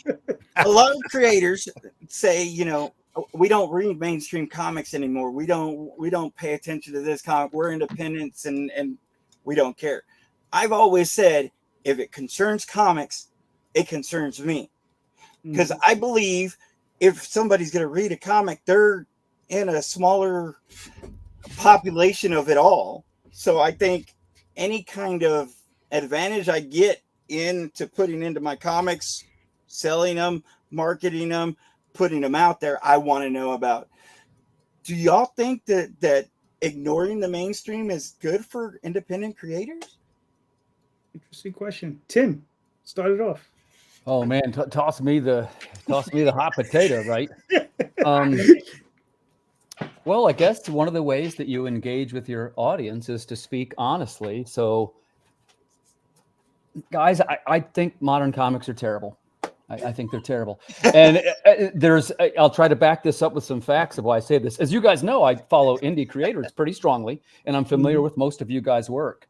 And the reason why I do this, and I promise not to get into any kind of political back and forth, and by the way, there's some really great ones, but by and large, the modern comic industry is on the decline, and what many people would call a steep decline. I feel that these things are related. Here's why I say this. I'm a comic collector. I'm a lifelong comic fan. I could name many of the critical storylines, all of the authors, most of the artists, but the new stuff that comes out, it's just not aimed at me. And, I'm not claiming that I think it should be aimed at me. Look, perhaps what's a good reference here? Like, I like music too, right? And I was always a big fan of Rush. You listen to their early stuff, man, 2112, Subdivisions. These guys are great. They get into the 90s and they turn into like a new wave act, right? They're like Flock of Seagulls with the weird guitars. What are you guys doing? So in a way, their talent outgrew me. So I think that's a little bit maybe what happened with the comic market. I'm not putting anybody down. They're not really aimed at me. And like, I love the stuff of Grant Morrison, Alan Moore, all the classic stuff. I love it. And I consume comics voraciously. I've dabbled a little bit into the manga. I've got some of the good stuff there. But like, as far as would I pick up the latest Spider-Man, I probably wouldn't, or the latest Batman, I probably wouldn't. And I've given it multiple tries, and I'm open-minded. So if anybody has a good one to recommend to me, I promise I'll go check it out. It isn't that I don't like comics, but I'm much more engaged with the indies. And when I say indies, I still follow Image a little bit, and some things like that. No Chips Zdarsky, no Rom V. Who? Rom V, Chip Zdarsky. Marvel and DC would love to see you die. They're crap on you. So why would you tried and true indie publisher care what the big? I did read a little bit of the. I'd read a little bit of the reboot. Antarctic Press, isn't that a big publisher? Oh yeah, I follow them, but I'd say they're fine big. Publisher. Yeah. Right, to find big. When you say big, I mean, when you say big, is there a lot of people, or does it? How many people are buying it? You count from the top 10 and go down. I consider Antarctic Press on that top 10. That's big. Oh, okay. Well, then I guess I should rephrase my answer. Wait, hold on. I'm sorry. Hold on. I'll take that Pepsi challenge. Hold on. Okay. I'll take that Pepsi challenge. Marvel, DC, right? Those are easy. Image, Dark Horse, Boom. Archie. Yeah, Archie, Boom, IDW, Dynamite. I like some of their stuff. AWA, I would say is definitely bigger. They're pretty good. But to me, they're not. I don't consider them mainstream. When he said mainstream, I'm thinking big. No. I'm just saying bigger than AP. Okay, gotcha. Yeah. And listen, I love Ben, and I love their books. I'm just saying, like, they're just. Well, as I understand it, Ben understands where he's at too. So I'm sorry, but who's AWA? Artists Writers Alliance. Yeah, who are they? Good. They're in the previews, man. They published. But Antarctic Press is they're who they working with? J. Michael Straczynski. They work with him. They work with a few other guys. They actually do put out some good books. Yeah, they're high quality. When did they start up? I've never heard of that before. They're probably about 3 or 4 years ago. They're one of the companies that I was bitching about at the beginning. They're one of these trust, like they get these. Oh, they're IP farm. What about three of those they're like companies that you distillery? Distillery haven't been around as long as AP. Oh no, for facts. Listen, Boom Comics. They're a little bit like Aftershock. Do you know Aftershock? Oh, yeah. That's Gemis's company, isn't it? Is that Gemis's company? I believe so. Yes. Okay, now I know who you're talking about. Axel Alonso. There you go. Bill. Yeah. Axel Alonso. Yeah. And by the way, for my answer, I'm not necessarily trying to hot take or anything. I consider myself a comics fan, but I guess you might say in the last, I'd say 4 years, I've really tried to embrace the indie community. And that's, as you guys know, I try to support them a little bit. And it isn't that I hate comics or anything weird like that. I love them. But for me, the big two, they've sort of left me behind. Is it only comics? Anyway. Yeah. See, Michael. The question is, okay, are you looking from a marketing point of view or a creator point of view? Period. I think he means just overall. I mean, overall. Okay. Why would you? But see, here's the deal. Okay, if from a creator point of view, why do I need to pay attention to something that doesn't ignite me to create? I'm not interested in that. I'm not interested. I'm not trying to create Spider-Man or the likes of. I'm not trying to create Batman, but different. I'm trying to your audience is into that stuff. Bullshit. Bullshit.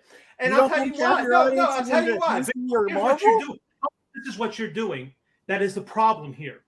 You're equating the same problem that normies have with understanding that comics isn't all superheroes. That's the deal. And it's not. And so the question comes in, I have to pay attention to Spider-Man to sell you a horror comic? Why? He doesn't. If you're making cars, Well, if you're making cars, don't you look and watch and see what Chevy and Ford does? Yes, and that's a marketing point of view. That's not a creative industry, though. That's kind of both, isn't it? Well, hold on.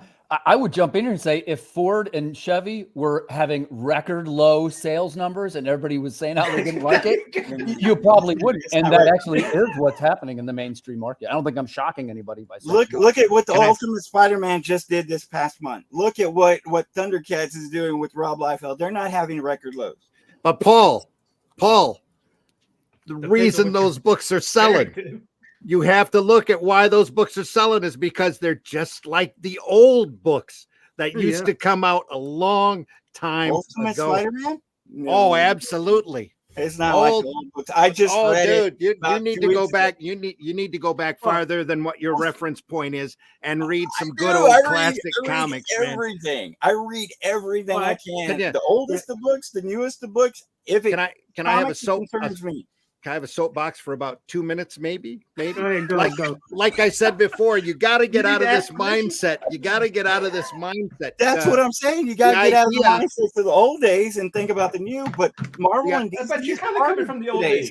The idea that these corporate comics are mainstream is wrong. It is wrong. They are not in. The only way they're in the mainstream is because they do movies and they do cartoons, and even those, except maybe What If and a few really rare examples, absolutely have gone into the toilet.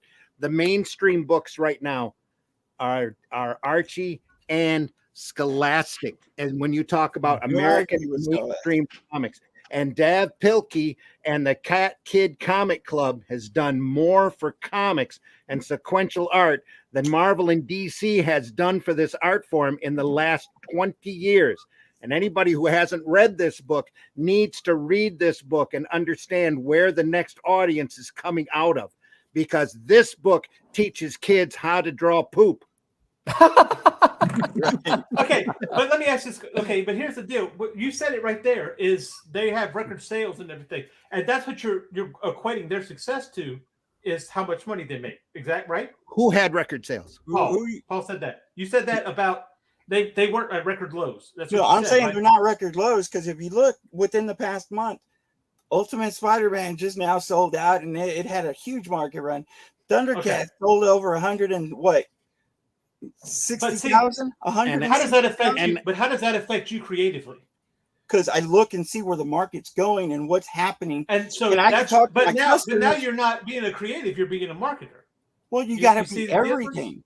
As an independent, you have to be to an extent. But if you're writing stuff that is just solely for the purpose of marketing it, but then you're losing the point. And that's what Marvel and DC do. It's not just writing; it's the art in it. Maybe this is what whatever you want to talk about. But if you are creating for marketing alone, then you're a manufacturer. You're not an artist or a creator. You see what I'm saying? You're doing this as an to make money. You're not doing this to make a creative outlet. You're using an example of an 80s cartoon adaptation. No, I was using an example saying that they're not record lows. I'm not saying that those are the examples. You're using an example of an 80s cartoon adaptation and Marvel's alternate multiverse, whatever, try to return to greatness. They're trying to recapture an audience that they had back in the 80s. Yeah. But again, I'm not saying that's image. Image. I'm just saying that's not the record. It's not record lows. Everyone's saying they're saying that comics are dead and they're not making the sales. He just sold 170,000. They sold out of Ultimate Spider-Man going on to the second print. They're not dying. Who did Ultimate Spider-Man? Paul, I adore what you're doing, but that's literally the broken clock is right twice a day mentality. It literally is. Who was doing Ultimate Spider-Man? Who was the writer of the artist? It's not a big writer on it. They just put it out because it's part of their new Ultimate line. They put it out in the hopes for gaining sales. It appeals to retailers, and they know the retailers are hurting right now. So they're trying to make a return to greatness. Plus, Spider-Man in there is a father figure with kids. Yeah. Was it number one? That's who their audience is. That's who they're appealing to. It was a number one. Yes. Yeah, it was a new number one. And it's not even in regular continuity. Yeah, it's number one. It's their new number one's Ultimate always line. sell best. It's their Come new back to Ultimate me line. next year, and let's see where this line's at. And then tell me if it's successful. You know why Well, the we're original talking about Ultimate today. line was We're not started talking about for, next Paul, week. right? We're not talking about yesterday. We're talking about today. Paul, No. We're talking about something that was sold as a number one. Number ones always sell. Even Image number one sell. They'll tell you that real quick. The problem is having people come back for number two. And now we're talking about a year from now. If that line is still selling out at issue number 12, then it's successful. It's a limited run. Paul, then why pay attention to? Okay, a limited run Because for how it's long? happening in comics today. Paul, It's you part know, of the Okay, headline. never mind, Paul. Paul, you know why the original Ultimate line was started? To have the readers relate to the superheroes. It was a marketing ploy for Walmart. Yeah. Walmart told Marvel that they'd love to carry their books, but they don't want to carry their continuity, so they started over. It's all marketing ploys. I don't understand that. That's what I'm saying. All right, if I can jump in now.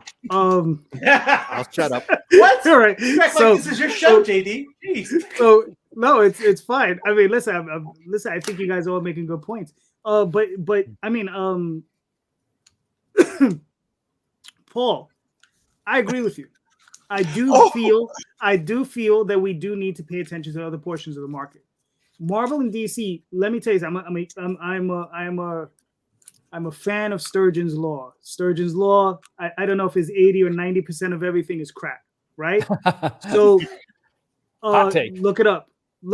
I mean, it's Sturgeon's Law. It's been around forever. Mhm. The thing is that I would definitely say 90%, 95% of what Marvel and DC produce is not that good, but they do have one or two books a month that come out that are good. Ram V, very good writer working for them. Chip Zdarsky, very good writer working for them. You understand? They have a lot of guys out there, a lot of guys, women, whatever. You understand? They have a lot of good artists, a lot of great artists, and they do produce some good books. And when I don't buy monthly books, I haven't bought monthly. I try to stay away from that. I buy trades, I buy omnibuses, I buy compiled hardcovers. That's how I like to read my material. I like big fat books that weigh about 10 pounds, and I work out while I read. So when I hear, right, yes, Big books. yes, I love those. I mean, so when I hear there's a good run on a title, I wait, and I might get a book 3 years down the line, and I'll get the omnibus and I'll read it and I'll make a decision.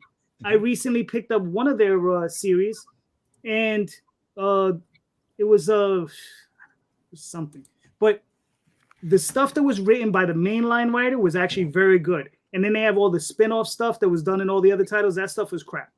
And then but whatever the mainline writer came on, and there was maybe one or two issues that were good in there, but for the most part, most of it was garbage. But there was the mainline guy who took up maybe a third of that book was actually really good. I enjoyed that. And that included the beginning third and probably the end third. And then there was stuff in the middle. It was just spin-off stuff to other titles that was just garbage. But I do feel a lot of it should be ignored, because in the end, it's not catered to us, right? They're not catered to like, as Tim said, I'm to hear, I forgot, what was it, the Wortham Trials, right? And to hear the editors say, we write these books for 11-year-olds. You understand? I'm not 11, right? So I'm not really interested in reading about. I never liked Spider-Man anyway, but I'm not really all that interested in reading about him. You understand? I'm not. If I love Thor, I love. If Frank Miller were to do Daredevil again, I'd read it again. Because what's funny is I don't really like Daredevil. I only like his run. Right? Frank Miller, did you say? Frank Miller, yeah. I just like Frank Miller's run on Daredevil. Yeah. That's it. But I don't really care. Like, the character's okay, but I was like, it's Daredevil, right? He's a street level character. It's like, whatever. He runs around his underwear and he smashes people over the head with a billy club. Okay, nice. But it's what Frank Miller did with him that made it special. Yeah. Right? Yeah. So it just all depends. If it's good, I'll read it. It doesn't matter where it comes from.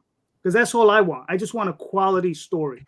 If they give me a quality story, I'll read it. I'll pick it up. I don't care who it's from. But most of that stuff I'm getting from is coming from Image, it's coming from Dark Horse, it's coming from other independents, You know, it's coming from Scout, it's coming from Vault, it's coming from all those different companies. AP puts out some good books. I mean, it's coming from all those different companies. You just got to go out there and look at it. And I think the biggest problem with the market is that I was talking to Daphne about this today, is that we don't have enough retailers that are able to turn around and get off of Marvel and DC and say, listen, if you like this book, let me walk you over here. Go look at these Scout books. Go look at these books from Vault. Go look at these books from Dark Horse. These books are just as good as those books. You know, it's a light week this week. Try Hellboy. Try BPRD. Try East of West. Try, anything else. You understand? And I think that's the biggest problem. You know, there's probably a handful of retailers doing it, but, for the most part, there's not a great deal at Marvel and DC that I'd ever want to pay attention to. But if I hear there is something good going on, I will check it out every time. But it has to be good. Sadly, they've been trained from Diamond, especially, and it was happening before Diamond, so it's not primarily their fault, that this is your audience.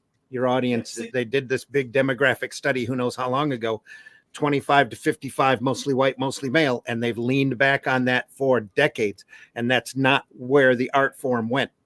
That's not where the art form is. And because they decided to stick to that, all of this other stuff has sprung up around it. Manga has sprung up, and comic sales in general have died down. And now up there at these companies, apparently there's a big hatred for that exact demographic. So how do you expect them to sell comics when that's what they've aimed at all these years? And now they're trying to aim out to everything but that. They're not going to sell nothing. And I mean, where would corporate comics be right now if they removed two things? If they removed the variant cover, and if they removed writers from the ability to use that chat GBT program. They had slots out of luck. I'm telling you, you'd see a whole different era of corporate comics if they removed those two things. And it would completely decimate 2 or 3 guys for writing alone. So. I want to talk about a statement that you made, JD. So you said that there's a lot of stuff in Marvel and DC that ain't worth it. And I agree with that. And I'm going to make a statement that I don't think a lot of people are going to like. And I apologize if you go for it. But it's my opinion. Hot take. In independence books, there's about 90% of bad stuff out there too. Dude, it's Sturgeon's law. It applies to everybody, everything, every industry. I wouldn't argue with that. I wouldn't argue with that, Paul. Yeah, that includes us, bro. Because it's indie doesn't mean it's good. Just like because if it's corporate, it doesn't mean it's good. Well, right. And then I'm not saying that it is. I agree. No. Well, a lot of the stuff is bad. A lot of the stuff in independence is bad too. Yeah. Like I say, if it concerns comics, it concerns me because this is the industry I'm in now. So I got to take it into consideration, every facet of it. Do I think that comics are dying or that it's a low point in sales? I don't think they're dying as much. I look at the LCSs, I think a lot more than a lot of creators. And I don't buy this doomsday speak that everybody's saying. Is it hard times on everybody? Well, yeah, as society right now, it's a hard time. What was that? But I don't think it's all these LCSs going around. Paul, there's been doomsayers out there since the direct market started. Exactly. Well, there's been doomsayers out there since the code kicked in that comics were dead. The comics were waning before the code even kicked in. Fawcett got out before the code authority kicked in, and they were at one point the big sellers of comics. It's just that you've had these hurdles. It's like all of a sudden times get hard and you see the greediest SOBs come out and do the stupidest things for business. Mm-hmm. And especially in comics, that has happened over and over and over again. And it's like a gigantic chain. Every time somebody messes and screws around with this business, somebody creates a workaround that helps this art form grow. And we're in the middle of about 3 of those right now. One of them's crowdfunding. Yeah. That's growing. One of them's digital comics. And there's bound to be another 1 or 2 avenues out there where sequential art is going to catch on and be accessible to the masses. And those are the avenues that I'm looking for. Yeah, You and gotta I catch think it that's early. that's the takeaway here, right? It's not necessarily that comics are dying, although we love to phrase it that way because that's what gets everybody's attention. Comics, It's sequential changing. art's never going to die. You're It's always changing, going to have though. that art form. You've been It's You dying had changing it in dramatically. hieroglyphics, and cave Yeah, paintings. definitely. Yeah. So don't take any of this as a negative because it's not even a negative on Marvel and stuff like that. Because like you say, Zdarsky, I'm not wild about Zdarsky. I have read his Daredevil, but I do like Donny Cates, and there's some of them. But it has to be somebody that I like, and that they have to be good. A lot of the guys that write for Marvel that I do like, I've actually noticed. I discovered them with their independent stuff, like Jonathan Hickman. I love Hickman. I love Hickman too, Nailbiter, yeah. Ghosted. What's the other one? East of East West. of West. He's East of West. Yes, yeah. absolutely. It's fantastic. I don't like his Marvel stuff because sometimes what you have with the writer is they are chained down to those IPs. Yep. I disagree with you. I liked his Avengers run. I haven't read the Avengers run, but the X-Men and I like the second half of his Fantastic Four run after Kurt Busiek chewed his ass off. Or they're dedicated to tearing the IPs down, which is a shame. Yeah. No. I don't think Hickman tore anything down. I think Hickman wrote some really good stories. Yeah, Hickman was good. Yeah. I wasn't talking about Hickman personally, but okay. Yeah, no. Well, no. And what I say by that is when Kurt Busiek came in and basically chewed his ass off was when Hickman was writing it. He was doing a good job, but it was a very decompressed story. And Kurt just came in and said, "What the hell are you doing?" Mm-hmm. Very publicly, he said, "What are you doing, man?" He's like, and he chewed him out. And the second half of his run is really, really good. And I love Kurt Busiek, by the way, too. He's the best. Yeah. Oh yeah, Kurt Busiek is incredible. Yeah, it's funny, Larry. Everyone thinks their stuff is great, and they're not the bad ones. Look, man. I mean, the thing is look. Here's the thing about Sturgeon's Law, the 90% and the 90% and getting into that 10% is it's our job to try to get into that 10%. Yeah. Right. And we all have to maintain. We all have to maintain that we want to get into that 10%. Don't ever think. Look, I don't think I'm in that 10%, but I'm trying every day to be in that 10%. Yeah.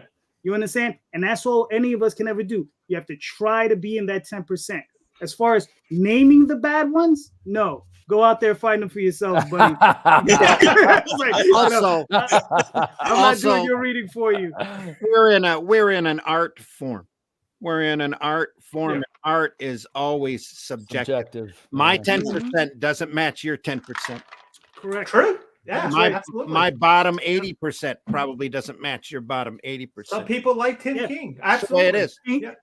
People watch Jerry Springer. People watch The Bachelor. There's all sorts of substandard crap out there that people, take to. No, I actually like Tom King. He does some very interesting things with technique in storytelling that very few other people. He's very, very experimental. I think his long form is probably not that good because that's the one thing I heard. I never read any of his long form. But when you read his shorter stories and you read the way he constructs them, there was one of them I read. He was using three. It was based all on threes, right? So he was telling three stories in 3 panels throughout the entire book. And the way he constructed it is very, very interesting. Say what you will, he's very, very conscientious of the way he constructs his stories. You may not like the story, you understand, but he is at least experimenting. He's an artist. Mm-hmm. You understand? And that's one of the things that's lost. On the level of dialogue, not so much. I got you. Well, that's neither here nor there. That's between you and him. I'm good with Tom Tompkins. Just he stays over here. I'm over here. I'm not affecting Tom King at all. No. We didn't mention. What happened, Tom? I was going to say we didn't mention Scott Snyder. I kind of like his writing. Oh yeah, I like Scott. Yep, I like Scott. Yeah. Yeah, so I know it kind of sounded like we were crapping on everybody, and I didn't mean no, it. That's why I kind of brought up what to say. No. Yeah, I like there's plenty to enjoy. That's the funniest thing. There's plenty to enjoy. Mm-hmm. When I say there's 90%, when I say that for me is a motivator. Mm-hmm. You understand? I want to be better than I am. So I constantly tell people it's our job to strive to be in that 10%. Yep. Yeah. Absolutely. And here's the other thing. I've had this discussion with Daphne. It was like, look, if we would have just deal with it like if we were in high school, right? Or in school, A, B, C, A+, all that stuff, right? We got to rank what is it? Frank Miller, Alan Moore, Neil Gaiman. Those are all A+ writers. Yes. Okay. Agreed. Now there are a bunch of A writers, Grant Morrison, Kurt Busiek, and several others, right? Just to name those two. But those two guys have also done work that's in the A+ region, right? Yeah. And then you have some B writers, right? And let me tell you something, a lot of people shit when they hear the word B. I don't get it. A B+, that's a good grade.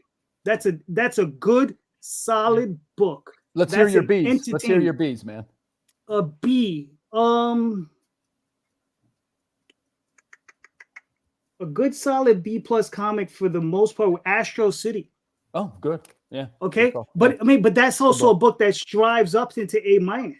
Yeah, Sometimes it's an A material. You understand? Because it's a run. So some of it's going to float up, some of it's going to come down. It's going to be like that, right? Yeah. Fables, right? One of my favorite. As an overall, I would always give it an A, right? But it has sections in it that go to A+, but it has sections that goes down to B+. Okay. So it goes up and down. So it depends where you're at in the series. Sure. Right. I buy that. Cosmic Odyssey, right? I think that was one of Tom's favorite books by Jim Starlin and Mike Mignola. A solid B+ book for me. Yeah. I only mention that because I know Tom hates that book. But it's a great book. It's a fun book, and that's what that is. B+ books for me are fun. You understand? Those are fun books. Those are really enjoyable books, right? Then you got C-class books, and that's like a whole nother thing. That doesn't necessarily mean they're terrible. It's a passing grade. It's a good book. You understand? But could it be better? Maybe. You understand? I read some of the older books. Look, what am I reading now? I have Alpha Flight sitting on my desk, the John Byrne Monster Omnibus. I have a hard time reading some of the older stuff. You understand? Because I'm sitting there and I'm like, were there no editors back then? Why is this line here?